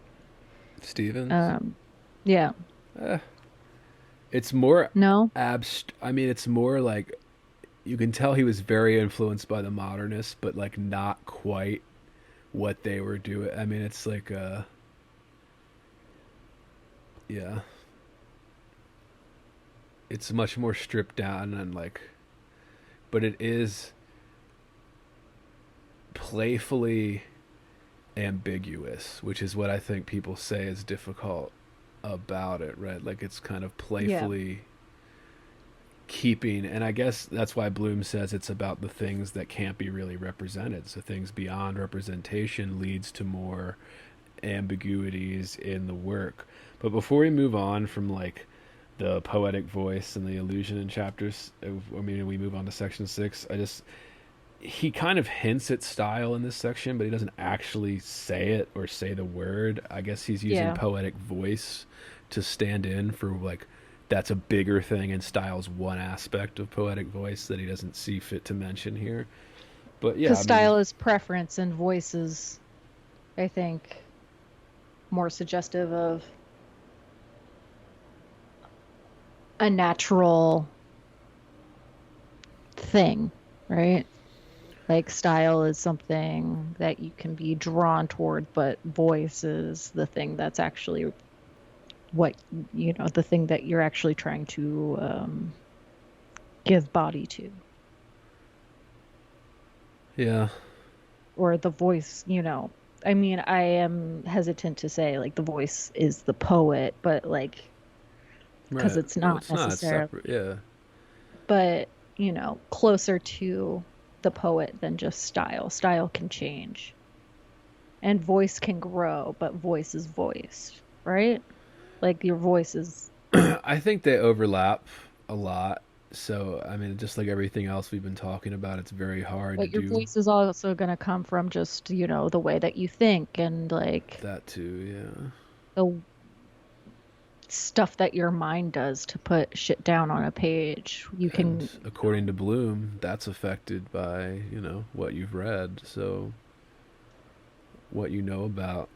But yeah, I guess, yeah, we kind of, like, style is one thing that we can try and separate, but it's hard to separate because it is, like, a weird thing. well, I think he gets to style a bit more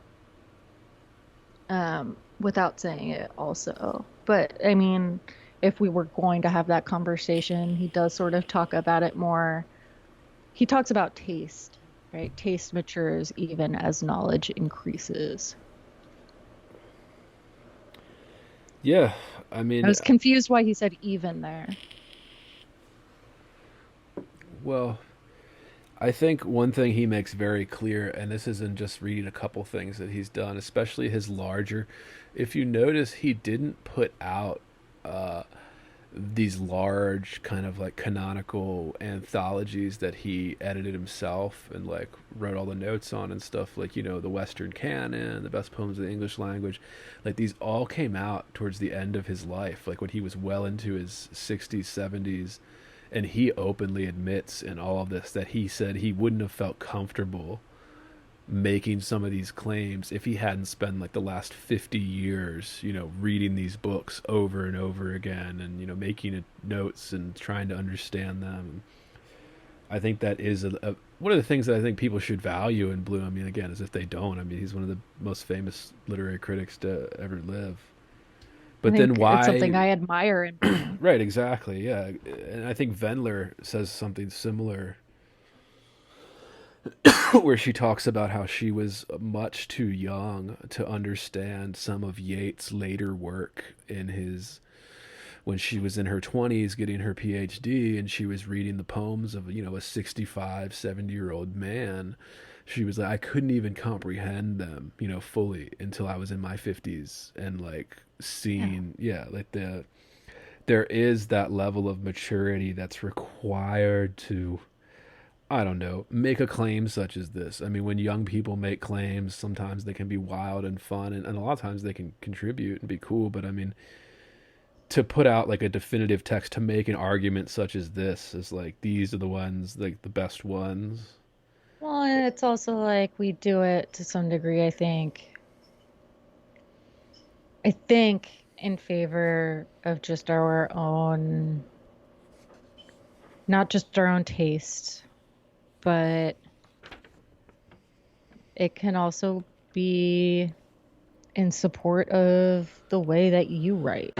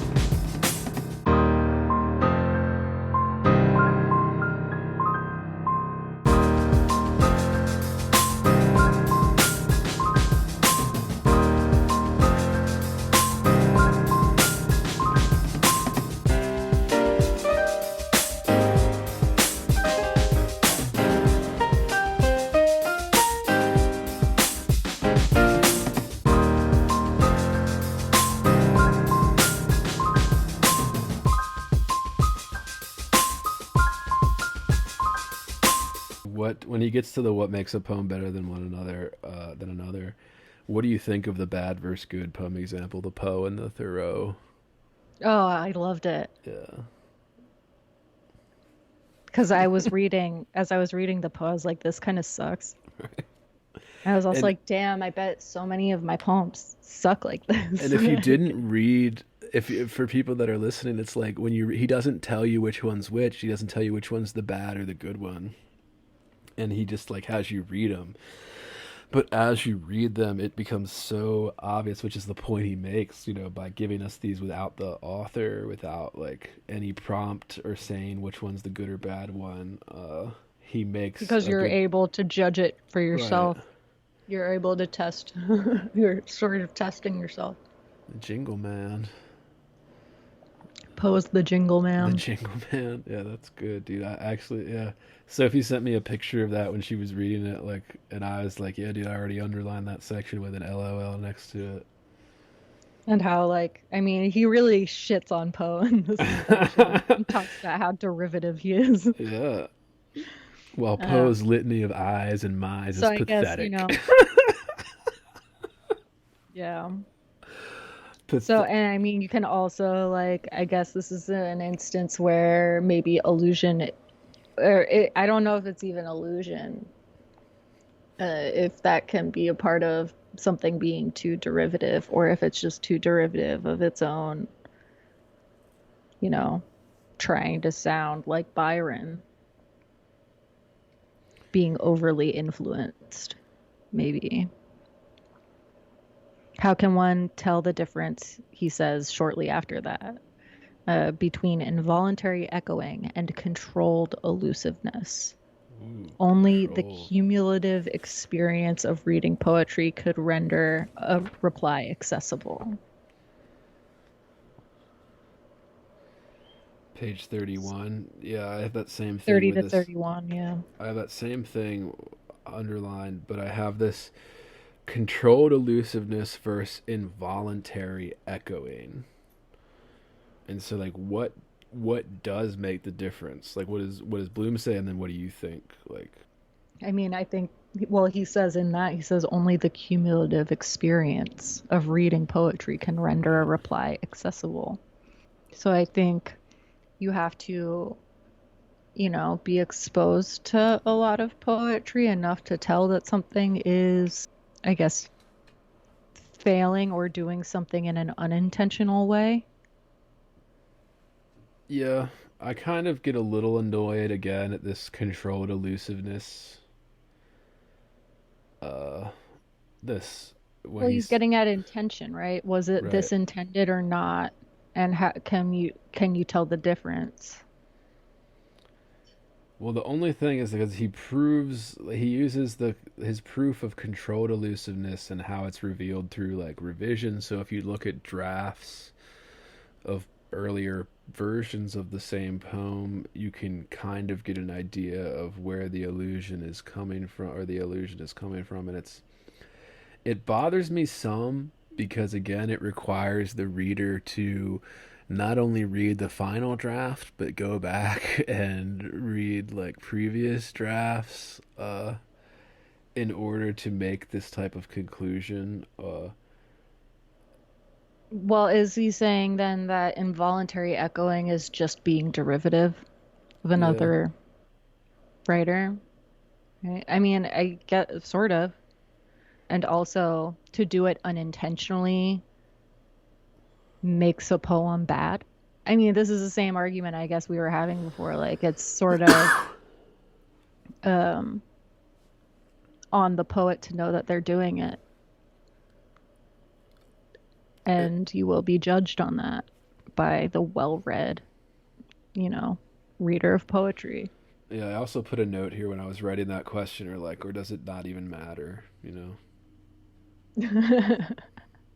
I mean, are all poems elusive? And if it's not, is it just derivative? Like, I mean, is it either or? Well, I just think some of the stuff that he says in this section in terms of like controlled elusiveness and like the echoing, like I understand that and kind of the writer not being quite aware of it. But when he uses the example of Shelley being influenced by Robinson, or Vice sorry, yeah, versa. vice versa, Robinson being influenced by Shelley, it's he's claiming these kind of, I don't want to call them vague because they're not vague, but they're, it borders to me, or it falls completely into, rather, I mean, speculation. Like, how does Bloom actually know that the dead thoughts in Robinson's are the dead leaves in Shelley's? And it bothers me a little bit because it's kind of like, well, how the fuck do you know this? Like, I get that you could safely assume that there was some influence, but like, can we make that direct of a connection without going completely into the field of speculation? You know, because again, very hard to prove. Was he saying that they serve the same purpose in each poem Right. Well, that's the in thing. the image? It gets back to the kind of the use of ruin, right? So they're using, he's arguing that Robinson can only use this phrase the way he uses it because Shelley used it in a similar way, you know, before him, which is true to some extent. But I'm just arguing, how conscious is the writer of this? I mean, and does it? And like my whole thing is like, so we know that like Robinson was very influenced by Shelley then, but then it's like, okay, so what does that tell us about the poem at hand? Like, does it really offer that much insight? Again, I mean, give us some insight to potentially what the poet might value in poetry, Well, that I think, but the thing which is lends like, itself to it might lend itself to a particular reading. yeah, I mean, it definitely affects the reading. It's just it bothers me just kind of how speculative it is as somebody that takes this seriously. Like how I just and as somebody that tries to write, attempts to write, it's like when people can just speculate endlessly as to where this came from, what it actually means, or what I put that in air quotes, actually, etc. Is that the point of scholarship? And I don't think that's what Bloom's doing here. I think he's trying to do very controlled speculation, very serious speculation. But it's still, I always make this argument in my lit classes, and it would piss everybody off. But like, all we're really doing in all of literary scholarship is speculating, right? Because we don't fucking know. Like, I mean, yeah, I think, it depends on the poet and what exists of their body of work and, whether they had letters and shit and revisions. I think if those exist, you can sort of easily infer a lot of things. Um, so there's that. But yeah, and then he goes into talking about pride and personal self-confidence, sort of. which matters.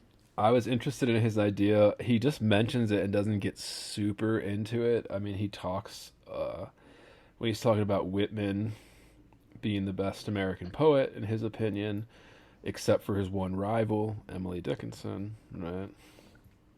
And he says what makes them the two best American poets is what he calls this harmonic balance, and this is on page 35, where he talks about this idea of no false notes, which I think, I mean, as each section builds on each other in this essay, I think he is kind of referring back to this, the idea of figurative language and like the great stuff having this kind of natural flow to it. Well, he's outright saying, like, there's no way I could improve upon this, right? Who could improve even a single phrase of the concluding section of Song of Myself? So I feel Right. like some personal preference is coming in there. Well, that's impossible to separate. Of course, there's going to be personal preference. And he does say what makes Whitman the best of all American poets except for his one rival, Emily Dickinson. Of course. And I mean, I guess I have to agree with that. I mean, what other American, strictly, because the English language stuff bleeds over into like the British and the early Germanic stuff that was happening before English was even a real fucking like what it is now in terms of how we recognize it the last couple hundred years. But that's what he says. The way he talks about this harmonic balance. So the reason I bring this up anyway is just that there's this where he says there's nothing free about the free verse that we claim Whitman uses, right? In measure and in phrase, it has that quality of the inevitable that is central to great poetry. Inevitable, in this context, takes its primary meaning, phrasing that cannot be avoided, that must be, rather than the secondary meaning of invariable or predictable. So I like this kind So of it like, has a sense of correctness. This is the correct word to choose here, and no other word could be right. I think it's a nice way of, obviously, I think cliches are at the bottom of this, so he's not necessarily talking about things that would fall into the cliche realm, because obviously those are obvious. Well, God, because obviously those are obvious. Mm-hmm. When you see a cliche and you just know because you're already the association. The reason things are cliches is because the association's already been made, right? So you're not creating that newness that he argues in the beginning. But I think it's also like he does try to define it by saying that it is what must be. So like this feeling of like pulling you through the work as you're reading it, which I think is a shared aspect of the greatest stuff I've ever read, even outside of the poetry genre. I mean, all the best stuff I've ever read in my life just pulls you through it. Like it's got this allure. Like Hemingway, I noticed this in Hemingway when I read his complete works, like because that's chronological too. So I got to read from start, like the beginning of his career towards the end, and then you got to read like posthumous stuff, so like stuff he published or was published after he died, and maybe stuff he never even wanted published. But like even when his stories aren't that good, like meaning they're not that interesting, there's this quality that pulls you through them. And you get to the end of it and you're just like, wasn't that good, but like I just read through this whole fucking thing. Like it forced me through it kind of thing, And then his language being as simple as it is does help. But I guess to not get bogged down on this, but Poe's Jack in the Box verse, mechanical and repetitive. Yeah, I think that's a good way to describe it, because that's what he's trying to differentiate. The cliche is the easy one to see. But then what's hard to see is this Jack in the Box, this kind of mechanical, predictable, that isn't necessarily cliche, but it's predictable syllable coming after each one. Like, and I think people always talk about this in terms of writing, like they want the unexpected, or put that in air quotes. But I guess that's what he's getting at. Where he does try to separate it by being like, this is it. Crucial in trying to determine between the best poems and the imitative ones. And I think imitative is a good word here, like this, right? So on page 39, where he talks about Shakespeare helps illuminate the idea of inevitability as unavoidable wording rather than merely predictable diction. Yeah. Yeah, I mean, I think that's an interesting way to talk about it. I think it's a really sort of dense way to talk about it. Well, the idea of imitative really stands out to me, whereas like this imitative versus inevitable in the way that Bloom's claims, like is so it doesn't even help to clarify it that much. But does he say imitative? Is it imitative versus inevitable? He doesn't phrase those two once against each other. But he does use the phrase imitative versus like where he would say Poe would be more imitative in the example he gives than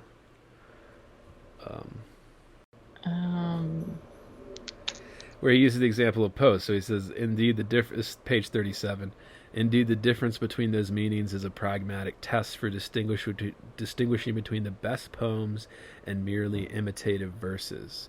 So then he quotes, if you want me again, look for me under your boot soles, is unavoidable wording, while Poe's, in there stepped the stately raven of the saintly days of yore, is woefully predictable. It's really funny to hear someone talk about that poem that way. Yeah. Jack in the Box verse, mechanical and repetitive, because it is like he's pointing out a truth that. Well, I don't know. It makes me think of the idea of breaking form, right? Using form and sort of breaking it in interesting ways. It can often be very boring if form is just perfect. That's a really probably reductive analogy. Well, I mean, you have to be a little reductive in this sense. Well, I think in many ways he's not being, and some of that might be achieved through abstraction, but I also think that's kind of okay. Oh, I gotta get some more water. Hold up. Word. I was pouring the Brita like too fast into my little Nalgene bottle, and it was like blew over it spilled over the top. So I was like, fuck, and I had to like pick out these paper towels. And then when I grabbed the paper towel, like it didn't rip cleanly, so I like jerked the whole fucking paper towel holder with me, and it like almost fell into the sink. Like when the Brita top falls off and you just end up dumping a bunch of water out on your counter. Wasn't Fucking even hate that. It that. was like it got like the little flap that like let the water pour out of the spout got like hooked or something or stuck with the it's a weird thing here out in the desert. It's like the water is very hard, so you get like hard water stains on everything. Uh, Ugh. like yeah, like that. Just we had to get like that CLR shit, like the lime away stuff to like get the hard water marks off of like faucets and like clogging shower heads and stuff. So then we move on to section 7, the inevitability. Yeah, I found this to be like a weird term. I mean, I enjoyed it. Go Um, on, Seth. Go for it. Say it. but I mean, we already said it. We talked about it as unavoidable phrasing, right? Yeah. I mean, that's how he defines it here. Inevitability, unavoidable phrasing seems to me then a crucial attribute of great poetry. And then he says, but how can a reader tell for herself whether a poem she has never seen before possesses the quality of authentic poetry? Right. So is he conflating authentic with great here? It doesn't matter. Do we care? I don't know that I care. Well, I think authentic is like one thing that a great poem has to have, but I think a mediocre poem could have it too. Yeah, you're right. I don't think it's deeply important for this purpose. But these are the questions, yeah. So he points out these kind of 3 Yeah. questions to ask yourself in determining this kind of. He doesn't call. Oh, he does call it close reading eventually, but he uses the Hart Crane poems example. We said the 3 questions you should ask. So, like, what does it mean, and how is that meaning attained? Can I judge how good it is? And then finally, has it transcended the history of its own time and the events of the poet's life, or is it now only a period piece? Uh, so those are the It's a 3 great questions. criteria. It is. I did question when I first read this is how useful some of those were. Can Uh, I judge how good it is? yeah. Made me laugh. But only because I was like, yeah, I don't know that I can. I mean, you can, but I like, mean, you can't, but like is it when informed? when you're Or yeah, asking that question, is he just saying, do I have the skill to judge how good it is? Do I have the learning to judge how good this is? I think Is it's that what also he's like, saying? I think it's more so. Does your opinion fucking matter? Because I mean, there are plenty of people that say Shakespeare sucks online all the time, and I'm just thinking like, you're not qualified to make that. Like, you either Yeah. haven't read it or you just don't understand what you're saying. Like, Or you don't like to read. well, which would, I mean, Yeah. both, like all that. But the last one I think is, has it transcended the history of its own time and the events of the poet's life, or is it new, or is it now a period piece? Um, that's a tough one to answer. Again, I don't know. I think that is, I don't know how useful it would be. Let's say if we're, well, I guess it's one thing you can't even determine unless it's an older piece. So it's, Well, but the only way it can be useful if you're reading a contemporary poem or a poem that has been recently written, um, is to take into consideration how much you're reading into the poem just because. well, I mean, if you, it depends how much you want to. He uses Crane as the main example here, I guess, just because he loves Crane. But we talked about those 3 questions, how useful those can be. Uh, he does do like a close reading of Crane to give an example of like those 3 questions in use, right? And it's a very, very close reading. I mean, it's fucking Harold Bloom doing a close reading. Yeah, it's good.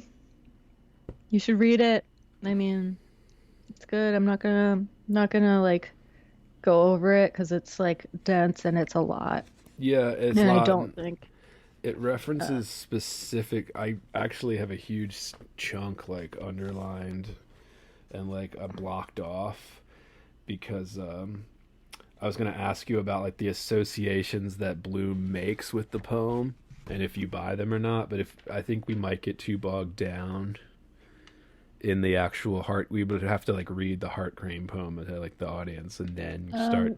And I don't think we should do I that. don't think it matters whether I believe them or not.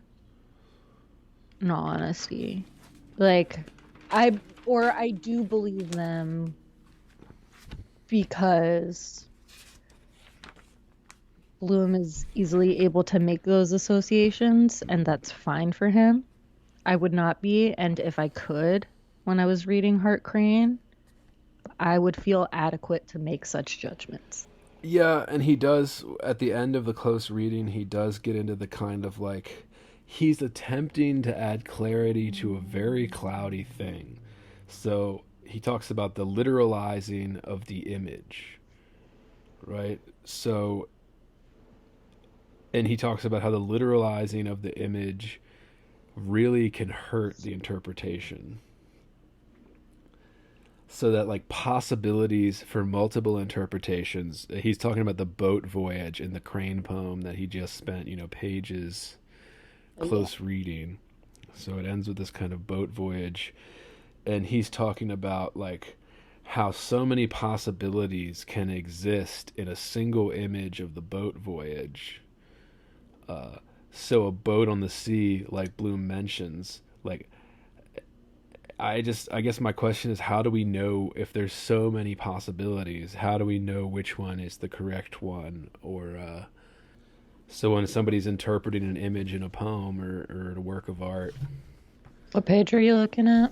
I got this on page 48, but he says, though we must not literalize this superbly organized procession of images, Okay. both visualizations are possible. The boat voyage, of course, likelier. But if we wanted to be more literal with the actual words on the page, again, kind of so we could, I guess that's his argument, is we have to pay attention to the figurative language and not just take it literally, because that's part of the art of poetry.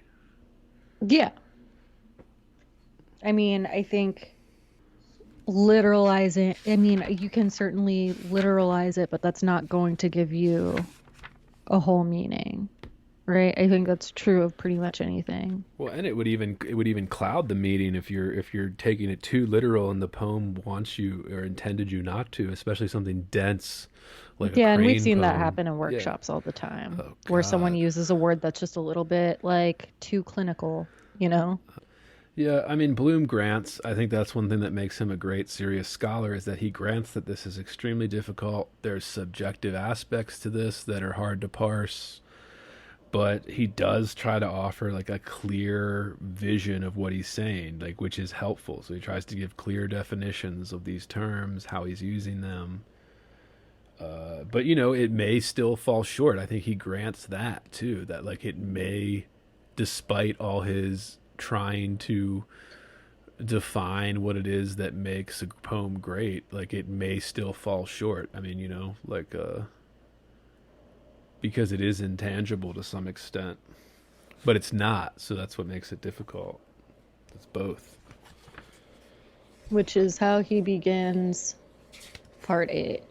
Hart Crane is a difficult, great poet, but very good. That's a funny but. Yeah, and that's I wrote down in that the reader difficulty or reader literacy versus cognitive originality. So yeah, he said difficulty in great poetry can be of several very different kinds. Just cut that shit out. Yeah, we'll cut that part out. But he said difficulty in great poetry can be of several very different kinds. Sustained elusiveness, as in the learned poetry of John Milton and Thomas Gray, demands a very high level of reader's literacy. Cognitive originality, the particular mark of Shakespeare and of Emily Dickinson, requires enormous intellectual agility as the reader's share. So when he talks about and that's why I put this kind of like reader's literacy versus cognitive originality. So how do you think he defines those? I mean, he gives examples. Well, I think reader's literacy is how well read are you and how able are you to identify and recognize The sustained figuration yeah. and illusion, Yeah. and small, well, I guess what he calls a heightened awareness of the nuances of figuration. I think the reader's literacy has to match the writer's. Cognitive originality, I think, demands sort of the same thing, but also clearly intellect. So then it leads me to this. Yeah. So does difficulty stem from the reader's point of view only? I don't think so. I don't know that the writer knows that they're being difficult as they're Or writing necessarily. or I guess so then does difficulty just ask more of the reader? Yes. Yeah. 100% difficulty asks more of the reader. Right. But, then, difficulty doesn't mean good. right. And good doesn't mean difficult.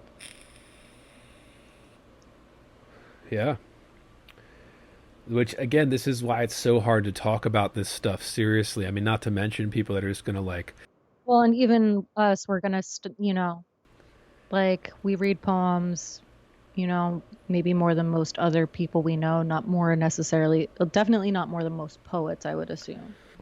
Which is true for any field, any profession. Like nobody can know everything. There's always going to be gaps. Like it's impossible to know the entire canon, although we can try. I mean, maybe that's the beauty of it. Right now, I'm thinking of Yeah, Once and Upon a Time in some Hollywood. poets are just smarter than you. Like, Yeah, that's also a reality. yeah. I think that. Do you think that was Bloom's problem? Do I think he was smarter than the people trying to, take him down? I don't really. Well, like, also at that point, he's too ingrained in literary memory, Yeah, I mean, I yeah, think, for it to be of great consequence. yeah. And I think in his writing, he's much too likable. He is charming. And when I hear him speak, like when he died, I did do like a deep dive for a couple weeks on YouTube. Watching some of his interviews, some of his lectures, and I mean, the guy just loves art, man. The guy just loves literature. Like he fucking loves it. But anyway, finish this up on page 55. He's talking about great poetry. So he says, I think that, and this is page 54 to 55, I think that poetry at its greatest in Dante, Shakespeare, Donne, Milton, Blake has one broad and essential difficulty.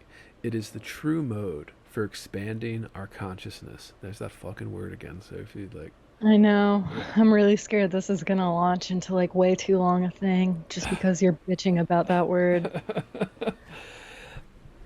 and they said, this it accomplishes by what I have learned to call strangeness. Yeah, and we go back to Owen Barfield. Right. Well, and again, he defines strangeness as it gets back to this idea of memory and associating images with unusual or new things. So the strangeness is what helps to create an old memory and make it what he would call newness. And it's also, he also refers to, it must be, well, what Barfield says, it must be a strangeness of meaning. So newness of meaning, not just of like the image or the combination of words, but, well, I guess combination of words does sometimes lends itself to a new meaning, but strangeness of meaning. Yeah, and the big Barfield quote. So, yeah, this idea of creating strangeness, but like the Barfield quote, strangeness in fact arouses wonder when we do not understand. Aesthetic imagination when we do. Yeah. I mean, I think that's a good way to talk about it, right? I mean, yeah, but I mean, I guess we should talk about what that, what it's that so is broad. I saying. mean, it's such a, Yeah, it's it's so vague. It's almost like consciousness. It's Yeah, expanded my but it's consciousness, bruh. because, I mean, it's sort of abstract and it's trying to nail down something that's really hard to nail down. Yeah. And that I think even he admits is hard to nail down. But he goes on to say that consciousness is the central term here, Yeah. right? So something, He offers a little clarity into it consciousness. arises from contact with a different kind of consciousness from our own. And this is still from Barfield. Right. Which Different creates yet the not so remote strangeness. that we Yeah. cannot partly share it. I had a hard time parsing this. I was Now, also reading it in a quick on like in a dude, haste on the toilet. So I was doing the similar thing. I mean, it took me 2 days to read this little 50 page, very short essay, just because I did right around this section 6. I had to really slow down and break down all the quotes, all the close readings, and things like that. He does try to get consciousness. This is one of the things I like about Bloom is that he's going to use a word like consciousness, but he's not going to do that without trying to give us a little bit more depth, a little bit more clarity about that. So he's like consciousness, and this on page 56. Consciousness is the central term here, as Barfield intimates. Consciousness is to poetry what marble is to sculpture, the material that is being worked. yeah. So, and he calls words are figurations of consciousness, metaphorical of consciousness. The poet's words invite us to share in a strangeness. And then Barfield's last quote that he puts in here is that a felt change in consciousness is what he would call the poetic effect, or this strangeness that's like initiated in the reader. And I like that idea better, like this idea of I think it's just more direct, more concise, and this kind of a Well, felt change in consciousness or the way you're thinking or feeling. it's Dickinson's, feeling as though the top of her head has been taken off, Felt right? a cleaving in my mind. That's what I mean. I think that, or that's how I'm reading it. Um, Yeah, of course, I but agree. And I think, I like that he's actually trying to define something that's hard to nail down of without, course, he's giving it terms without getting, and you would, I think, maybe argue with this, but without getting overly clinical. yeah, And he says, the two things that I really pulled from this part were that quote, consciousness is the material being worked, which I think is sort of what he's been loosely saying through this whole thing and by other means. And the last thing he says, well, yeah, essentially the last thing he says is to possess it by memory. And this is of great poetry, he's saying. To possess it by memory is a start, and to augment our consciousness is the goal. The art of reading poetry is an authentic training in the augmentation of consciousness. yeah. That's the thing too. So I was going to ask you. So is the work? Do we agree with that? Is the work of great poetry to aid us to become free artists of ourselves, and like expanding this consciousness when he refers to Oh, Hegel? dude, we would have to get into that whole free artists of ourselves quote. Well, I think the other option, and this is why I brought up Auden at the beginning, dude, is like because I think we may also just be assigning something to poetry that maybe we just were making up. So like and I mean this gets difficult to parse because we romanticize art a lot in our. We're also fairly young poets. Well, I just mean culturally, like we romanticize art a lot, and I worry about us pretending that art can do more than it actually does. Yeah, and I think, we've talked about that and I agree with it, but Whereas like Auden would argue that like, well, poetry doesn't necessarily have to do anything. I mean, why does it have to expand consciousness, you know? why? Well, I'm not sure that I would necessarily agree that Auden is excluding that as a possibility, but I do hesitate at times to think that poets have such precise or I don't know what the word is that I'm looking for, but I don't know that that is what I would ascribe to. I think poets are more selfish than we're giving them credit for here. Right. Oh, that's part of what I get at too. So like, does it even have a goal? You know? Well, if the goal is to expand one's consciousness, I mean, who's if not the poets? And then, I mean, anyway you say it to me, it's kind of like a little bit self-involved, Of right? course. Or Yeah. a little bit selfish. Yeah. Or, because either it's the poetry is an act of generosity argument, which I also don't like. I understand what that means is that you want people to be able to understand it, and thinking about generosity in terms of meaning making. It also feels self-involved to presume that this thing I'm writing is it's generous of me to do this. And I also think to say that, you do it only for you or to expand your own consciousness is also like kind of selfish, right? Yeah. There's nothing like greatly noble and like I'm trying to better myself. Well, that's what I mean. I almost feel like, are we putting like, I don't know. I mean, it's just this. I mean, it's a poetry, so we could argue that doesn't matter at all. I mean, but if we're gonna say what the purpose of the art form is, maybe it's too easy to say it has no goal because that's not entirely true. Even if you pretend it. Is it Sir Philip Sidney? Um, Poetry should delight and instruct. I don't know about the instruction part, but Yeah. I actually think expand consciousness is or felt change in consciousness is a much better way, I think, to say it than the intention of instruction.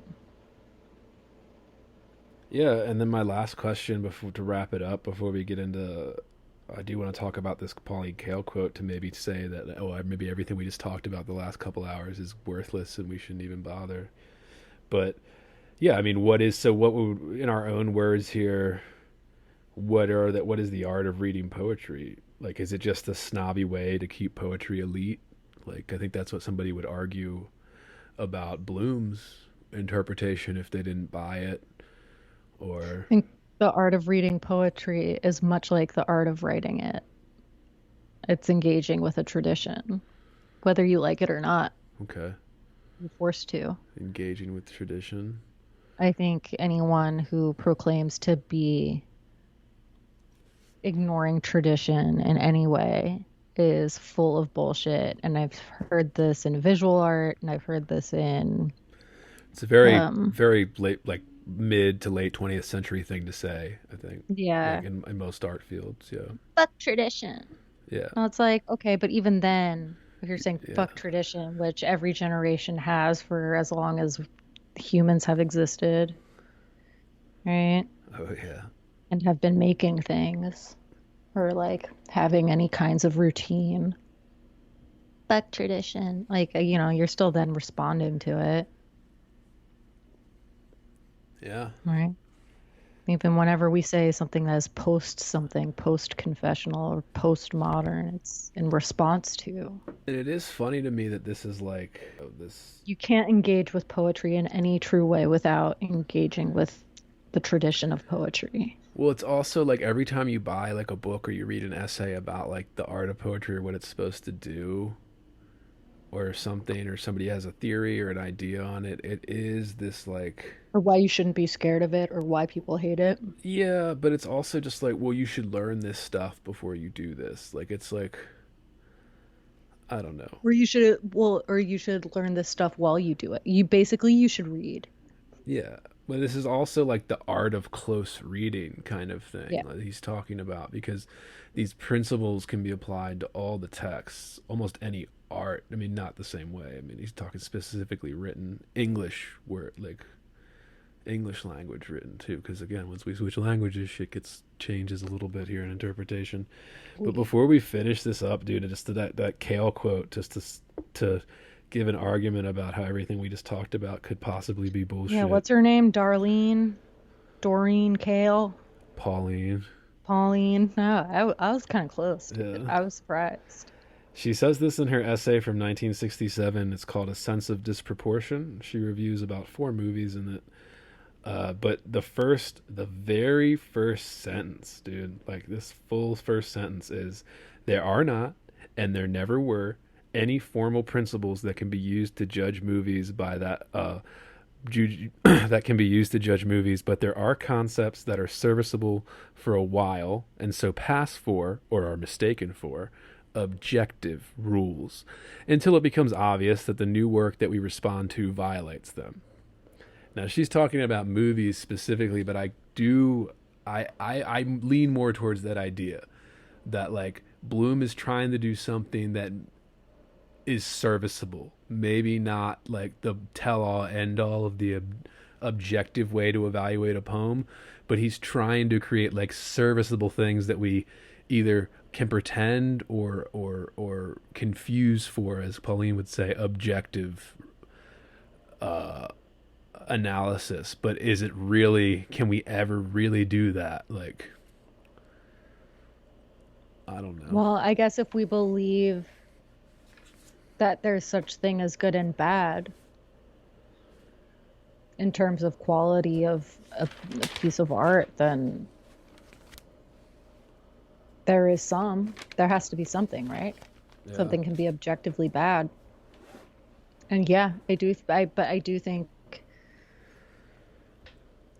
Bloom is trying to at least give voice to what he would deem to be those qualities that are not just good, but you know, I think one of the things that is really important to Bloom in poetry is,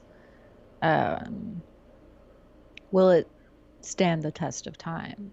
Yeah.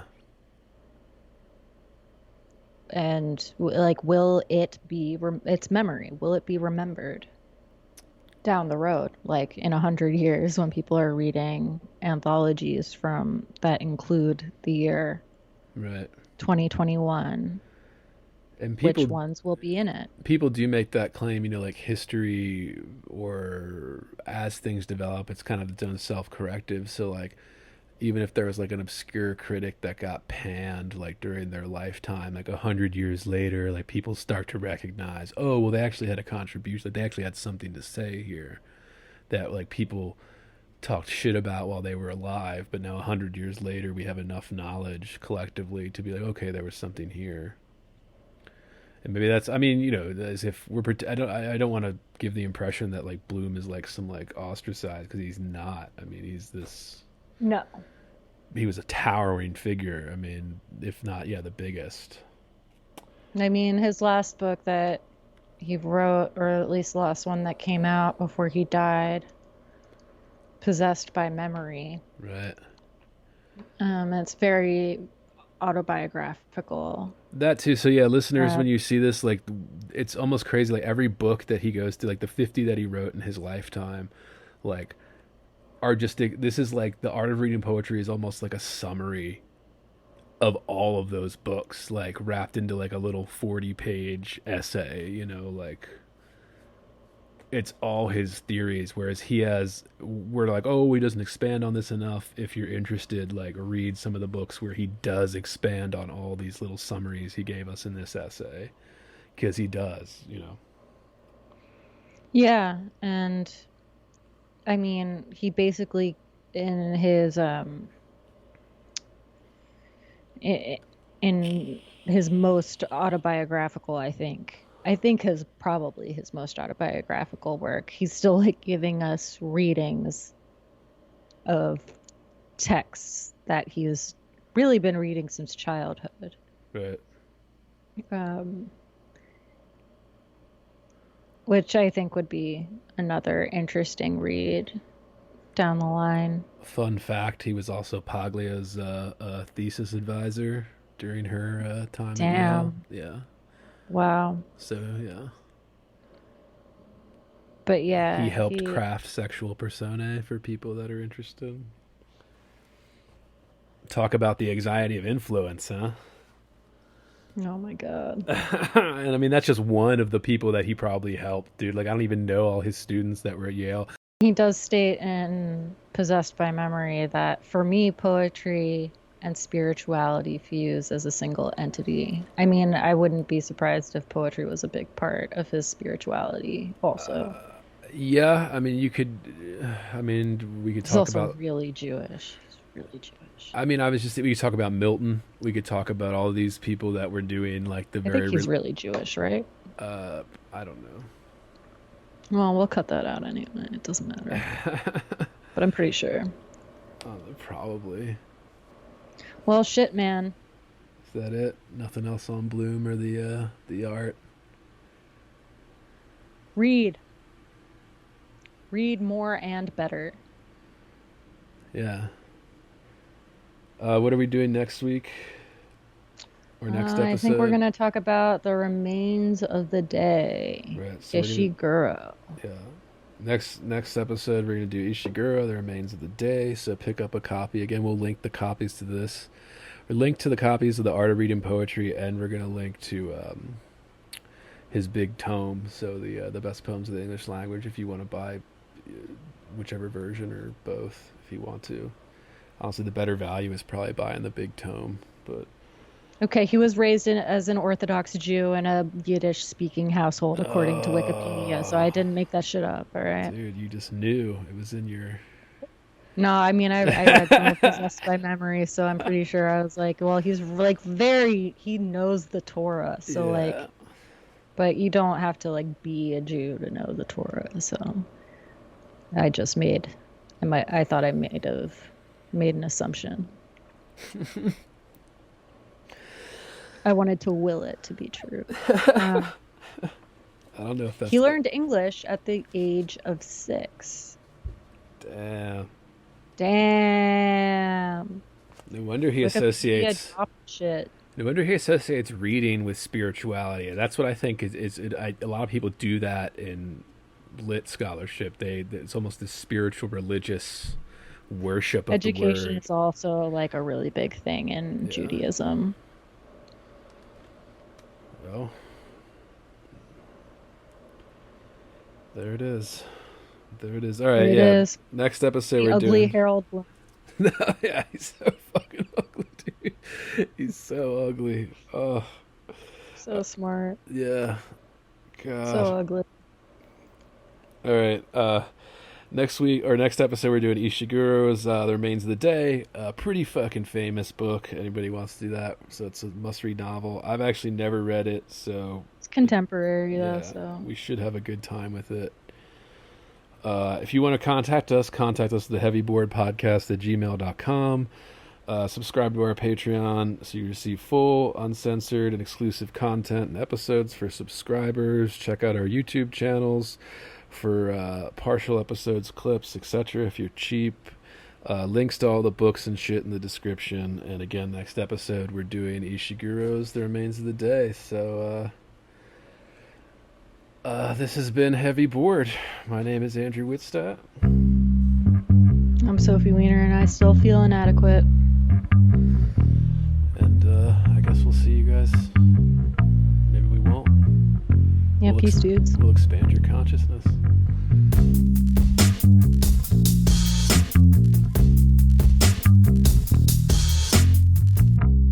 Heavy. Bored. Heavy. I am heavy bored.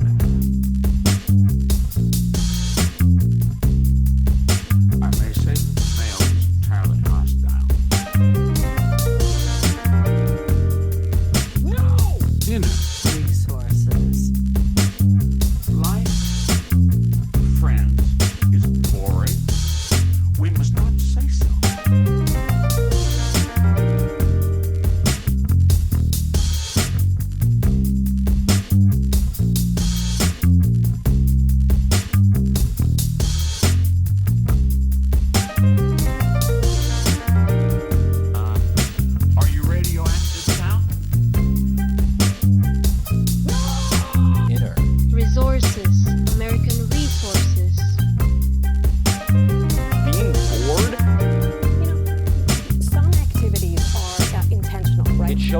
a lack of gratitude for life. Bored.